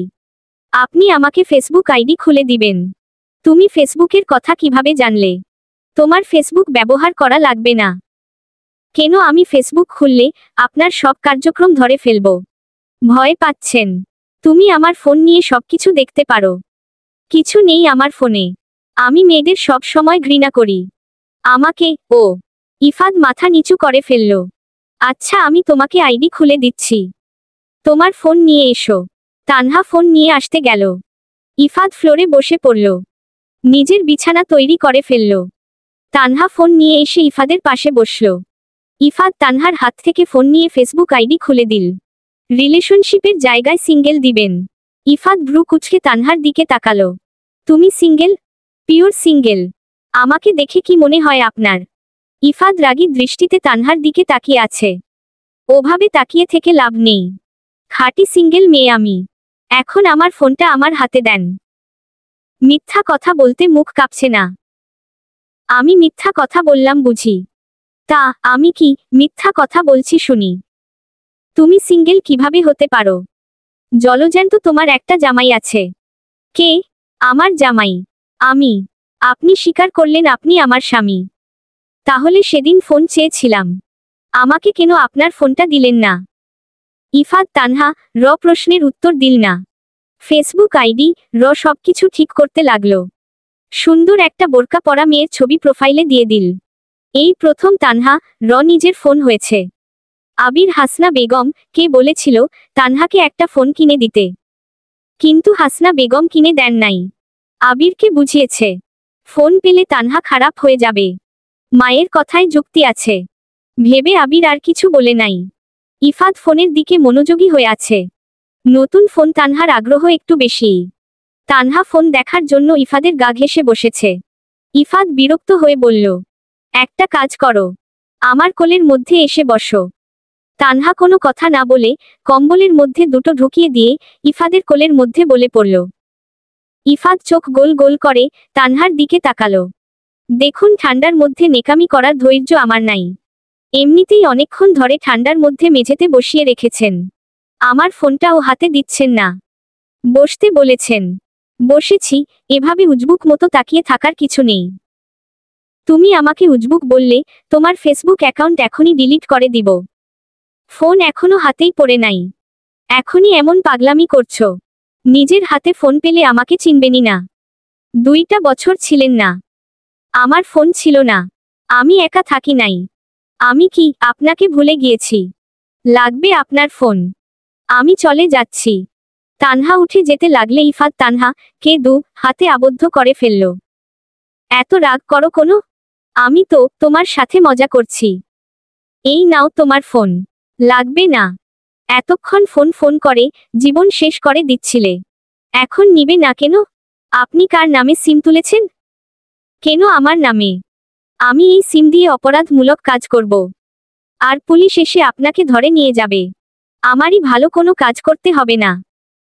আমি জেলে বসে বসে খাবো। পুলিশের মার তো খান নাই। একদিন খেলে দ্বিতীয় দিন বলবেন না। দেখি আপনার ফোন দিন। দিতে পারি, আমার একটা শর্ত আছে। কি শর্ত? আমার সাথে কয়টা ছবি তুলতে হবে। আচ্ছা, তুলব। এখন আপনার ফোন দেন। ইফাদ নিজের ফোনটা তানহার দিকে এগিয়ে দিল। তানহা ফোন হাতে নিয়ে বলল, পাসওয়ার্ড বলুন। আমার কাছে দাও, আমি খুলে দিচ্ছি। আমাকে বললে আপনার সব টাকা পয়সা সব লুটে নিব নাকি? আমার বউজান, আপনার মতলব কি বলেন তো? আমার কোনো মতলব নেই। তাহলে পাসওয়ার্ড বলতে বললাম, আপনি আমার বউজান বললেন কেন? আরে বোকা, আমার পাসওয়ার্ডই আমার বউজান। তানহা হতভম্ব হয়ে ইফাদের দিকে তাকালো। মানুষের পাসওয়ার্ড আবার এমন হয় নাকি? তানহা ফোনের দিকে মনোযোগ দিল। প্রথমে ইফাদের গ্যালারিতে গেল তানহা। সেখানে ইফাদের অনেক সুন্দর সুন্দর ছবি দেখতে পেল। চৈতালির, ইফাদের বড় ভাইয়ের, ইফাদের বাবার পারিবারিক ছবিও দেখতে পেল তানহা। সবকিছু মনোযোগ সহকারে দেখছিল তানহা। ইফাদ তানহার ফোন নিয়ে নিজের আইডি সার্চ করল। তারপর তানহার আইডি থেকে নিজের আইডিতে ফ্রেন্ড রিকোয়েস্ট পাঠালো। ইফাদ খপ করে তানহার হাত থেকে নিজের ফোন নিয়ে নিল। ফ্রেন্ড রিকোয়েস্ট অ্যাকসেপ্ট করে আবার দিয়ে দিল। তানহা এতে বেশ বিরক্ত হলো। জনেই ফোনের মধ্যে মনোযোগী হয়ে আছে বেশ। তানহা ইফাদের ফেসবুক প্রোফাইল ঘেটে দেখছিল। তখনই শ্রুতি ইসলাম আইডি থেকে মেসেজ আসলো। তানহা দ্রুত মেসেজ সিন করে ফেলল। ইফাদ, কেমন আছো? তুমি আমার নাম্বার ব্লক করে রাখছো কেন? তুমি নাকি বাংলাদেশে আমাকে বলনি কেন? তুমি আমাকে তোমার বাসার ঠিকানা দাও। আমি তোমার সাথে দেখা করতে চাই। তোমার সাথে কথা না বলতে পারলে আমার ভালো লাগে না। তুমি কি আমার অনুভূতি বুঝো না? আমি তোমাকে সত্যি অনেক ভালোবাসি ইফাদ। মেসেজটা পড়ে তানহার মুখের আধার ঘনিয়ে এলো। তার মানে ইফাদ অন্য কাউকে ভালোবাসে। আমার জন্য শুধু নিজের দায়িত্ব পালন করছে। ফুরফুরে মনটা নিমিষেই খারাপ হয়ে গেল। আওর চোখে ইফাদের দিকে তাকালো। ইফাদের দৃষ্টি ফোনের দিকে বিদ্যমান। শ্রুতিকে? তানহার কথা শুনে ইফাদ চমকে উঠল। মনে মনে যে ভয়টা পেয়েছিল সেটাই হলো। শ্রুতি মেয়েটা ইফাদের কাছে বিরক্তিকর একটা মেয়ে। কাজের জন্য সৌদি আরবে সহ্য করেছে। বাংলাদেশে এসেই শ্রুতির নাম্বার ব্লক করে দিয়েছিল। আজকে আসার সময় ইফাদ শ্রুতির রিকোয়েস্ট ডিলিট করে দেওয়ার বদলে অ্যাকসেপ্ট করে ফেলছিল। ভেবেছিল বাসায় এসে আনফ্রেন্ড করে দিবে। তার আগেই তানহা দেখে ফেলল। কি সর্বনাশ! আমার সংসার শুরু হবার আগে সবাই যুক্তি পরামর্শ করে ভেঙে দেওয়া প্রচেষ্টায় নেমেছে। ইফাদের থেকে উত্তর না পেয়ে তানহা বলল, এই জন্য আপনি আমাকে ফোন দিতে চান না? শ্রুতি মেয়ের সাথে আপনি রিলেশনে আছেন, নেন কথা বলুন। আপনার ভালোবাসার মানুষের ভালো লাগছে না আপনাকে ছাড়া। আপনাকে অনেক ভালোবাসে আপনার গার্লফ্রেন্ড। তুমি আমাকে ভুল বুঝছো তানহা। আমি তোমাকে সবটা খুলে বলছি। আমি ছেলেদের সাথে কথা বললে আপনার মুখের দিকে তাকানো যায় না। আর একটা মেয়ে আপনাকে ভালোবাসি বলেছে। তবুও আমি ধৈর্য ধরে আপনার সাথে কথা বলবো। আপনি না বললেন আপনি মেয়েদের ঘৃণা করেন। তাহলে আপনার ফ্রেন্ড লিস্টে মেয়ে আসলো কোথায় থেকে? আমি ভুল করে নিয়ে ফেলছি। তুমি আনফ্রেন্ড করে দাও। হ্যাঁ, আমি আনফ্রেন্ড করে দিব। আপনি পরে ফ্রেন্ড রিকোয়েস্ট দিয়ে আপনার গার্লফ্রেন্ডকে ভুলিয়ে ভালিয়ে বুঝিয়ে নিবেন। তাহলে ব্লক করে দাও। একটা আইডি ব্লক করে দিব। অন্য আইডি দিয়ে কথা বলবেন, তাই না? শ্রুতি মেয়েটা সৌদি আরবে থাকতে আমাকে বিরক্ত করত। সেখানে আমি কাজ করতাম দেখে ওকে সহ্য করছি। বাংলাদেশে আসার পরে ওর নাম্বার ব্লক করে দিয়েছে। আল্লাহর কসম, ওর সাথে আমার কোনো সম্পর্ক নেই। বাংলাদেশে আসার পরে মনের ভুলেও যোগাযোগ রাখি নাই। আচ্ছা, বিশ্বাস করলাম আপনার কথা। একটা কথা কি জানো তানহা? বিশ্বাস ছাড়া ভালোবাসা অর্থহীন, আর অধিকার ছাড়া সম্পর্ক মূল্যহীন। তানহা এক হাতে ইফাদে গাল চেপে ধরে বলল, বিশ্বাস আছে দেখে আপনার কথাগুলো শুনলাম আর বিশ্বাস করলাম। অধিকার আছে দেখে কৈফিয়ত চাইলাম। আপনি শুধু আমার মনে থাকে যেন। মনের ভুলেও যদি আপনার দু চোখ অন্যদিকে যায়, আপনার দু চোখ আমি উপরে ফেলে দিব। আমাকে দেখে যতটা ভালো মেয়ে মনে হয়, আমি কিন্তু এতটা ভালো মেয়ে নই। আমি নিজের ভালোবাসার মানুষের ক্ষেত্রে খুব স্বার্থপর। যেটা আমার সেটা শুধুই আমার। এক বিন্দু যদি অন্য কারো হয়, তাহলে তাকে আমার লাগবে না। গাল ছাড়ো, ব্যথা পাচ্ছি। কি সাংঘাতিক বউ আমার। ঘরে সুন্দরী বউ রেখে কেউ অন্য মেয়েদের দিকে তাকায়। আমি ভাই কালো মানুষ। তোমার মতো সুন্দরী মেয়ে আমাকে বিয়ে করেছে, এটাই আমার কাছে অনেক। এখন তুমি কিভাবে ভালো থাকবে, তোমাকে কিভাবে ভালো রাখা যায়, এসব ভাবতে হবে। বাহিরের কাউকে নিয়ে ভাবার সময় নেই। তুমি কথা দিয়েছিলে ছবি তুলবে। জন মিলে অনেকগুলো ছবি তুলল। তানহা মুখ ধুয়ে এসে শুয়ে পড়ল। ইফাদ ফ্লোরে শুয়ে পড়ল। তানহা মনোযোগ সহকারে ফোন দেখছে। তানহার ফ্রেন্ড লিস্টে ইফাদ ছাড়া কেউ নেই। ইফাদ নিজের আইডির সাথে তানহার আইডি ট্যাগ করে ম্যারিড স্ট্যাটাস দিয়েছে। তানহার আইডিতে কোনো লাইক কমেন্ট না পড়লেও ইফাদের আইডিতে পড়তে শুরু করেছে। সবাই ইফাদ আর তানহাকে শুভকামনা জানালো। তানহা বলেন, আজকে তুমি নিচে ঘুমাবে। দিন দিন শীত প্রচুর বাড়ছে। ফ্লোরে ঘুমানো কষ্টকর হয়ে গিয়েছে। আমি কেন নিচে ঘুমোতে যাব? আমার এত কিসের দুঃখ জেগেছে মনে? একদিন তুমি ফ্লোরে ঘুমাবে, একদিন আমি ঘুমাবো। আমি এত মহান নই, পারবো না ফ্লোরে ঘুমোতে। আপনি আপনার ঘরবাড়ি ভেঙে বিছানায় চলে আসুন না। কেন? আমার গায়ে কি চুলকানি আছে? আমার সাথে ঘুমালে তা আপনার শরীরে প্রবেশ করবে। আমার মেয়ে মানুষের সাথে ঘুমোতে শরম করে। প্রথম দিন এসে ঘুমিয়েছিলেন, তখন শরম করেছিল না? অন্ধকারের মধ্যে টেনে ধরেছিলেন, তখন শরম করেছিল না? এভাবে বলছো কেন? একটা বার ভেবে দেখো, আমি কতদূর জার্নি করে আসছিলাম। আমার একটু ঘুমের দরকার ছিল। আমার চারিদিকে কোনো খেয়াল ছিল না। 7-5 না ভেবে ঘুমিয়ে পড়েছি। এখনও 7-5 না ভেবে উঠে এসে বিছানায় ঘুমান। আমার কিন্তু ঘুমের মধ্যে জড়িয়ে ধরার অভ্যাস আছে। কেউ যদি ঘুমের মধ্যে আমাকে জড়িয়ে ধরে আমি কিছু মনে করব না, কিন্তু আমার শরম করে।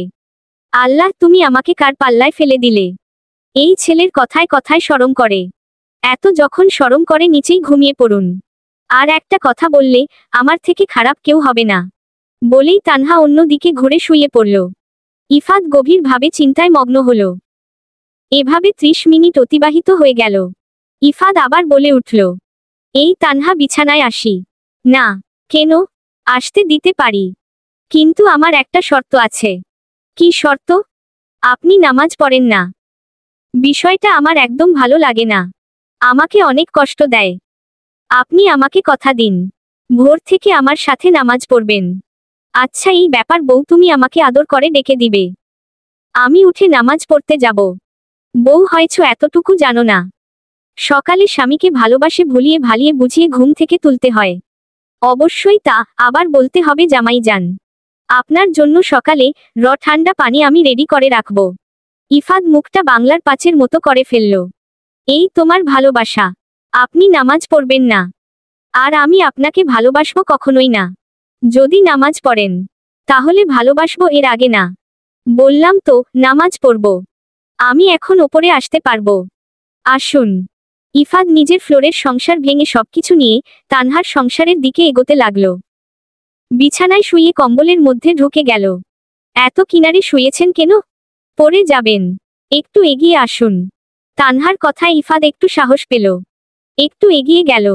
তানহা নিজের ফোনে ব্যস্ত। ফোন ব্যবহার করা একটু বেশি হয়ে যাচ্ছে। ইফাদ রেগে বলল, তানহা, তোমার ফোন ব্যবহার করা একটু বেশি হয়ে যাচ্ছে।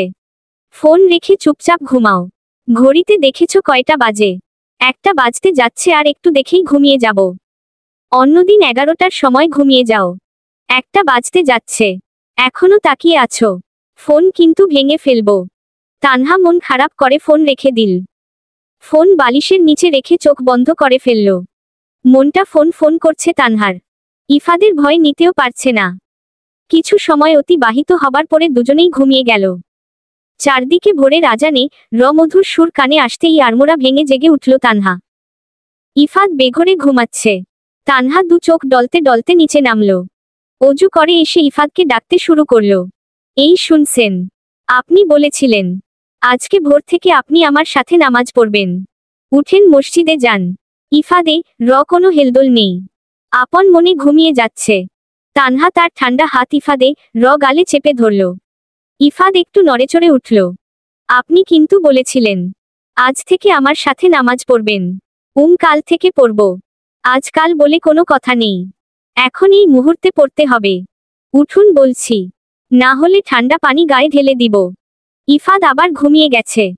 তানহা ইফাদের মাথায় হাত বুলিয়ে দিতে দিতে বলল, আপনি কিন্তু আমাকে কথা দিয়েছিলেন যে কথা দিয়ে কথা রাখে না। আমি তাকে একদম পছন্দ করি না। আমি কিন্তু আপনার সাথে আর কথা বলবো না। এখন আপনি ঠিক করেন, আপনি কি করবেন। ইফাদ আলসে ভঙ্গিতে উঠে বসল। অসহায় দৃষ্টিতে তানহার দিকে তাকালো। কিছুক্ষণ ঝিম মেরে বসে রইল। উঠে অজু করে টুপি হাতে নিয়ে মসজিদের দিকে রওনা হলো। তানহা নামাজে দাঁড়িয়ে গিয়েছে। ইফাদের যাওয়া দেখে বেশ খুশি হয়েছে। নামাজ শেষ করে কোরআন শরীফ নিয়ে বসল তানহা। ভোরের নামাজ শেষ করে প্রতিদিন 1 ঘন্টা করে কোরআন তেলাওয়াত করে তানহা। বেশ কিছুক্ষণ পরে ইফাদ নামাজ পড়ে বাসায় চলে আসলো। নিজের রুমে আসতেই তানহার মুখে মধুর কোরআন তেলাওয়াত শুনতে পেল। ইফাদের মনে প্রশান্তির হাওয়া বইয়ে গেল। মেয়েটা কি সুন্দর কোরআন পড়তে পারে। সৌদি আরবে থাকতে ইফাদ নিয়মিত নামাজ পড়ত। বাংলাদেশে এসে আর পড়ে না। বিছানায় শুয়ে শুয়ে তানহার কোরআন তেলাওয়াত শুনছিল। শুনতে শুনতে ঘুমিয়ে গেল ইফাদ। তানহার কোরআন পড়া শেষ হলে তা যত্ন সহকারে তুলে রাখল। নিজের রুম থেকে বেরিয়ে রান্নাঘরের দিকে গেল। সবকিছু জোগাড় করতে শুরু করল। রান্না করে সবাইকে ডাক দিল। চৈতালি আর কোকিয়া বেগম চলে এসেছে। ইফাদের আসার নামে খোঁজ নেই। তানহা বিরক্ত হয়ে রুমে আসলো। এই যে, আপনার সমস্যা কি? অন্য দিন আগেভাগে উঠে পড়েন, আজকে পড়ে পড়ে এত ঘুমোচ্ছেন কেন? কি হয়েছে আপনার? বউ থাকতে আমি একা কষ্ট করে উঠতে যাব কেন? বউ এসে আদর করে ভালোবেসে তুলে দিবে। তার মানে আপনি ইচ্ছে করে শুয়েছিলেন। এই ছোট বিষয়টা তোমার এত বড় মাথা বুঝতে এত দেরি করল। তানহা রেগে রুম থেকে বেরিয়ে গেল। ইফাদ হালকা হাসল। উঠে ফ্রেশ হয়ে সবাই মিলে খেতে বসল। চৈতালি একা একা হেঁটে যাচ্ছে। আজকে দেরি হয়ে গিয়েছে, সেজন্য সবাই চৈতালিকে রেখেই চলে গিয়েছে। চৈতালি কলেজে কাছে একা নিয়ে যেতে চায় না গাড়ি আলারা। চৈতালি হাঁটতে শুরু করেছে। একটা গাড়ি পেলেই উঠে পড়বে। চৈতালি হেঁটে যাচ্ছিল, তখনই কেউ পেছনে থেকে বলে উঠল, চাইলে আমার বাইকে আসতে পারো। চৈতালি পেছনে তাকিয়ে আবিরকে দেখে অবাক হয়ে গেল। ভদ্রতা বজায় রেখে বলল, ধন্যবাদ স্যার, লাগবে না, আমি চলে যেতে পারবো। আমি একটা গাড়ি ডেকে দিব, আমি খুঁজে নিব। কি ব্যাপার, আপনি নিজে থেকে আমার সাথে কথা বলছেন? তুমি আমাদের কলেজের স্টুডেন্ট, তোমার ক্লাসের দেরি হয়ে যাবে। তোমার ভালো জন্যই বলেছি, আপনি প্লিজ চলে যান। এভাবে রাস্তার মধ্যে কথা বললে লোকে কি বলবে? সবাই আমার দিকে কেমন করে তাকিয়ে আছে। ভাইয়ার কাছে বিচার দিলে আমি শেষ। আবির কোনো কথা না বলে চলে গেল। আবির চলে যেতেই চৈতালি স্বস্তির নিঃশ্বাস ছাড়ল। তানহা রুমে বসে ভাবছে চৈতালির সাথে কথা বলতে হবে। চৈতালির জীবন কোনোভাবেই নষ্ট হতে দেওয়া যাবে না। আবির চৈতালিকে প্রয়োজনে ব্যবহার করবে। তানহা হাড়ে হাড়ে টের পাচ্ছে চৈতালি আবিরের মোহে ডুবে আবিরের জালে পা না দিয়ে ফেলে আবার।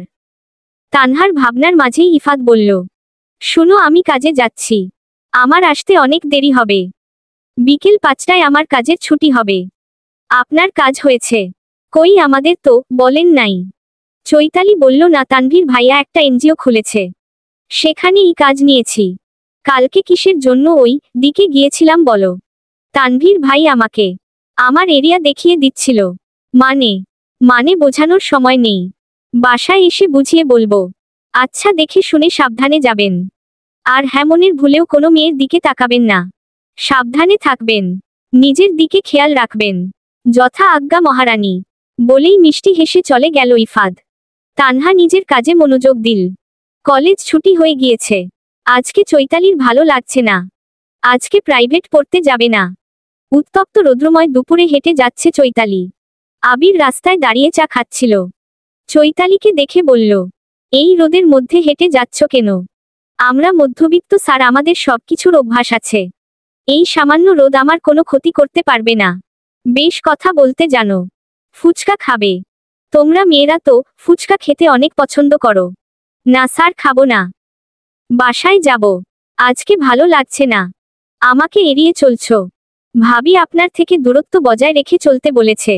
আমি আপনাকে ভালোবাসি ঠিকই, কিন্তু তারা আমার গুরুজন। আমি তাদের কথা অমান্য করতে পারি না। আমি যদি তোমাকে বিয়ে করতে চাই। আবিরের কথা শুনে চৈতালি চোখ তুলে তাকালো। আবিরের দৃষ্টি চৈতালির দিকে বিদ্যমান। আপনি আমার পরিবারকে জানান, ওরা যা বলবে তাই হবে। আমি যদি তোমাকে নিয়ে পালিয়ে যাই, তাহলে তুমি আমার সাথে যাবে না। চৈতালি আবিরকে ভালোবাসে। আবিরের এমন কথায় চৈতালির ভালো লাগার কথা, কিন্তু রাগ হচ্ছে কেন? আবিরের জন্য মনের কোণে পাহাড় সমান অভিমান জমা হয়েছে। এতদিন কখনো আগে নিজ থেকে যে আবির কথা বলে নাই, তানহাকে দেখার পর থেকে নিজে যেচে কথা বলছে। বিষয়টা মেনে নিতে বেশ কষ্ট হচ্ছে চৈতালির। তানহার ওপরেও বেশ রাগ হচ্ছে। এসব ভেবে নিজেই নিজেকে ধিক্কার জানালো চৈতালি। স্যার, আজকে আসি, আমার সাথে কথা বলতে ভালো লাগছে না। ভাবিমনিকে এখনো ভালোবাসেন? আবিরের দৃষ্টি নত হয়ে গেল। হাসিমাখা মুখটা কালো হয়ে গেল। ধীর কণ্ঠে বলে উঠল, তুমি নাকি বাসায় যাবে? যেতে পারো। চৈতালি এক মুহূর্ত দাঁড়ালো না, হাঁটতে শুরু করল। দু চোখ বেয়ে অনবরত অশ্রু গড়িয়ে পড়ছে। আর একটু আবিরের সামনে থাকলে কান্না করে দিত। দ্রুত গতিতে হাঁটছে। বাসায় এসে গোসল করে শুয়ে পড়ল চৈতালি। আবিরের কথা ভাবতে ভাবতে না খেয়েই ঘুমিয়ে গেল। সন্ধ্যার দিকে ইফাত বাসায় আসলো। চৈতালি নিজের রুম থেকে বের হয়ে আসলো। তানহা চৈতালিকে দেখে বলল, তুমি কখন বাসায় আসলে? আমি দুপুর এসেছি ভাবি, খুব খারাপ লাগছিল, তাই গোসল করে ঘুমিয়ে পড়েছিলাম। তাড়াতাড়ি ফ্রেশ হয়ে এসো, আমি তোমাদের খেতে দিচ্ছি। দুই ভাইবোন একসাথে খেতে বসল। ভাবি, আমার রুমে তোমার 4টা সালোয়ার কামিজ আছে, রাতে নিয়ে যেও। আমি তো সালোয়ার কামিজ পরি না। আরে ভাইয়া কিনেছে, তোমার পছন্দের রং কালো। তোমার অনেক ইচ্ছে ছিল, তুমি কি কি কিনবা? আমাকে একদিন সব বলেছিলে, তোমার মনে আছে ভাবি? কালকে ভাইয়া আমার থেকে সবকিছু জেনে তোমার জন্য কিনে নিয়ে আসছে। আমি কত আশা করেছিলাম তোমার জন্মদিনে তোমাকে সারপ্রাইজ দিব। ভাইয়া আমার সব আশা মাটি করে দিয়েছে। আপনার মনে হয় না আপনি একটু বেশি করছেন? টাকা আছে দেখে সব খরচ করতে হবে, এর কোনো মানে আছে? এই পৃথিবীতে যার টাকা আছে তার মূল্য সবার কাছে আছে, আর যার টাকা নেই তার মূল্য কারো কাছে নেই। টাকার কাছে সবার মুখ কালো। আর কখনো এমন করবেন না। আমি কি সব সময় দিব নাকি? 2টা বছর তোমার কোনো দায়িত্ব নেই নাই। আমাকে নিয়ে তোমার অনেক আশা থাকতে পারে। একবারে অনেকগুলো কিনে দিলাম, সারা বছর ব্যবহার করবে। আমি কি প্রতিদিন তোমার জন্য জামা কাপড় কিনতে যাব? কয়টা ব্যবহার করবে, কয়টা তুলে রাখবে? এই ছোট বিষয়টা কে তোমরা এত বড় করছো কোনো? আমি বুঝতে পারছি না। তোরা ছেলে মানুষ বুঝবি না। তোরা টাকা উড়াইতে পারলে বাঁচিস। তুই কতটা কষ্ট করে টাকা রোজগার করিস। তোর বউ তোর কষ্টের মূল্য বুঝে জন্য তোকে অপচয় করতে নিষেধ করছে। আজ তোর কাছে টাকা আছে, কাল তোর কাছে টাকা নাও থাকতে পারে। বসে বসে খেলে রাজার ধনও ফুরিয়ে যায়। আমি কি বসে বসে খাবো নাকি? আমার চাকরি হয়েছে বেশ, মাসে মাসে 10,000 টাকা তুলতে পারবো। এটাই আমার কাছে অনেক। আম্মু জানো আমার এখানের কাজ করতে ইচ্ছে করছে না। কষ্ট বেশি ফল কম। কিন্তু বাহিরের দেশে কষ্ট যেমন আছে ঠিক তেমন ফলও আছে। তুই কি বাহিরে যাওয়ার পরিকল্পনা করছিস? ইফাদ একবার তানহার দিকে তাকিয়ে বলল, ভাবছি কি করা যায়। এখানে না পোষালে আবার প্রবাসে চলে যাব। ইফাদের কথা শেষ হবার সাথে সাথে তানহা উঠে চলে গেল। ইফাদ করুণ দৃষ্টিতে তানহার যাওয়ার দিকে তাকিয়ে আছে। পাগল খেপিয়ে দিয়েছে। এখন তানহা আর ইফাদের সাথে কথা বলবে না। কোকিয়া বেগম আর চৈতালি ইফাদের অবস্থা বুঝতে পেরে মুখ টিপে হাসছে। কোকিয়া বেগম নিজেকে সামলে নিয়ে বলল, ইফাদ কালকে শুক্রবার, তোর মনে আছে তোকে আমি কি বলেছিলাম? একদম খাবার ছেড়ে উঠে যাবি না। ভাইটা তোর, দায়িত্বটাও তোর। তুই এভাবে নিজের দায়িত্ব এড়িয়ে যেতে পারিস না। মায়ের কথা শুনে ইফাদের দৃষ্টি নত হয়ে গেল। মুহূর্তের মধ্যেই চোখ দুটি লাল হয়ে গেল। চুপচাপ খেয়ে নিল। আমার কোথায় কষ্ট পাস না বাবা? কষ্ট আমারও লাগে। 10 মাস 10 দিন পেটে রেখেছি, 2 বছর বুকে রেখেছি। সেই ছেলে আমার 26 বছরের ভালোবাসাকে মিথ্যা প্রমাণ করে দিল। আমার খারাপ লাগে না? কথাগুলো বলতে বলতে কান্না করে দিল কোকিয়া বেগম। আম্মু তুমি কান্না করো না, আমি আর রাগ করব না।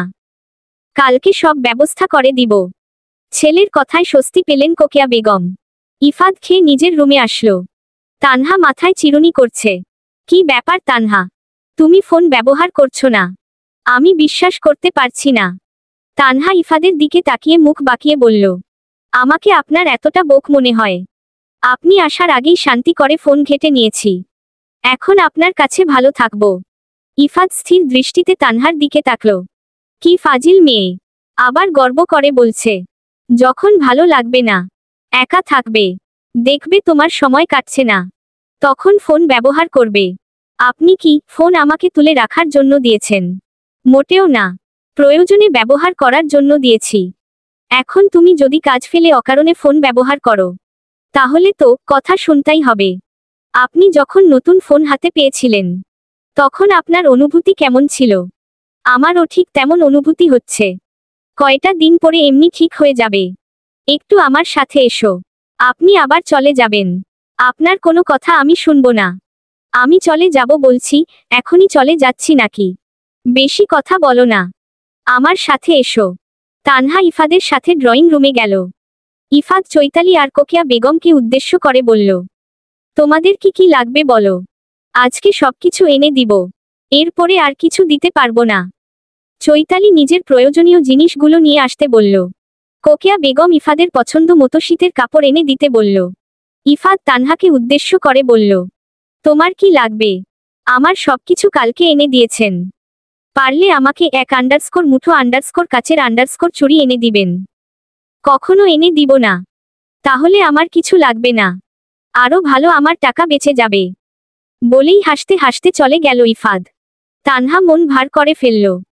এত কিছু এনে দিচ্ছে, 1 মুঠো কাচের চুড়ি এনে দিলে কি হবে? ভাবিমনি তুমি মন খারাপ করো না, আমি তোমাকে কাচের চুড়ি এনে দিব। শুনলাম তুমি নাকি ফেসবুক আইডি খুলছো। তোমার ফ্রেন্ড লিস্টে আমার একটু জায়গা হবে গো। না গো, হবে না। আমার শখের আইডি আমি লুকিয়ে রাখব। চৈতালি তানহার কথা শুনে হেসে দিল। জন গল্প করতে বসল। রাত 9টার সময় ইফাদ হাতে অনেকগুলো ব্যাগ নিয়ে বাসায় ফিরল। চৈতালির রুমে গিয়ে কয়টা ব্যাগ চৈতালির হাতে দিল। চৈতালি খুব খুশি হলো। শোন, এই বছরের আর কিছু চাইতে পারবি না। তোর ভাইয়ের পকেট একদম ফাঁকা। ভাইয়া, আমার 7,000 টাকা। পারলে আম্মুকে গিয়ে বল। বলেই ইফাদ কোকিয়া বেগমের রুমে আসলো। কোকিয়া বেগম হাতে ব্যাগ ধরিয়ে দিয়ে বলল, দেখো আম্মু, তোমার পছন্দ হয়েছে কিনা? আমার ছেলের পছন্দ কখনো খারাপ হতে পারে না। তুই যা এনেছিস আমি সেটাই পরব। আমি অনেক খুশি হয়েছি বাবা। এখন নিজের রুমে যা, তানহাকে ডেকে নিয়ে আয়, সবাই মিলে খেতে বসবো। ইফাদ বাধ্য ছেলের মতো চলে গেল। ইফাদকে দেখে তানহা দৌড়ে আসলো। আমার কাচের চুড়ি এনেছেন? না, সত্যি নিয়ে আসেন নাই। তানহা মন খারাপ করে ফেলল। ইফাদ পকেট থেকে একটা বক্স বের করল। দুটো চিকন সোনার চুড়ি বের করে তানহার হাতে পরিয়ে দিল। তানহা হা হয়ে ইফাদের দিকে তাকালো। এভাবে তাকিয়ে থেকো না, আমার শরম করে। আমি আপনাকে সোনার চুড়ি নিয়ে আসতে বলছি। আমার কাচের চুড়ি লাগবে, কোনোদিন কিনে দিব না। আমার কিন্তু খুব রাগ হচ্ছে, আপনি এত খারাপ কেন? আমাকে কাচের চুড়ি কিনে না দিলে আপনাকে আমাকে কি করবে? তানহা নিজের সবটুকু শক্তি দিয়ে ইফাদের হাতে কামড় বসিয়ে দিল। ইফাদ জোরে আম্মু বলে চিৎকার দিয়ে উঠল। কোকিয়া বেগম ড্রয়িং রুমেই ছিল। ছেলের গলার আওয়াজ পেয়ে ছেলের রুমে দিকে আসলেন। তানহা শাশুড়িকে দেখে ইফাদের হাত ছেড়ে দিল। কোকিয়া বেগম মুখে আঁচল চেপে হাসতে হাসতে চলে গেল। চলবে তহজিব তা থহ।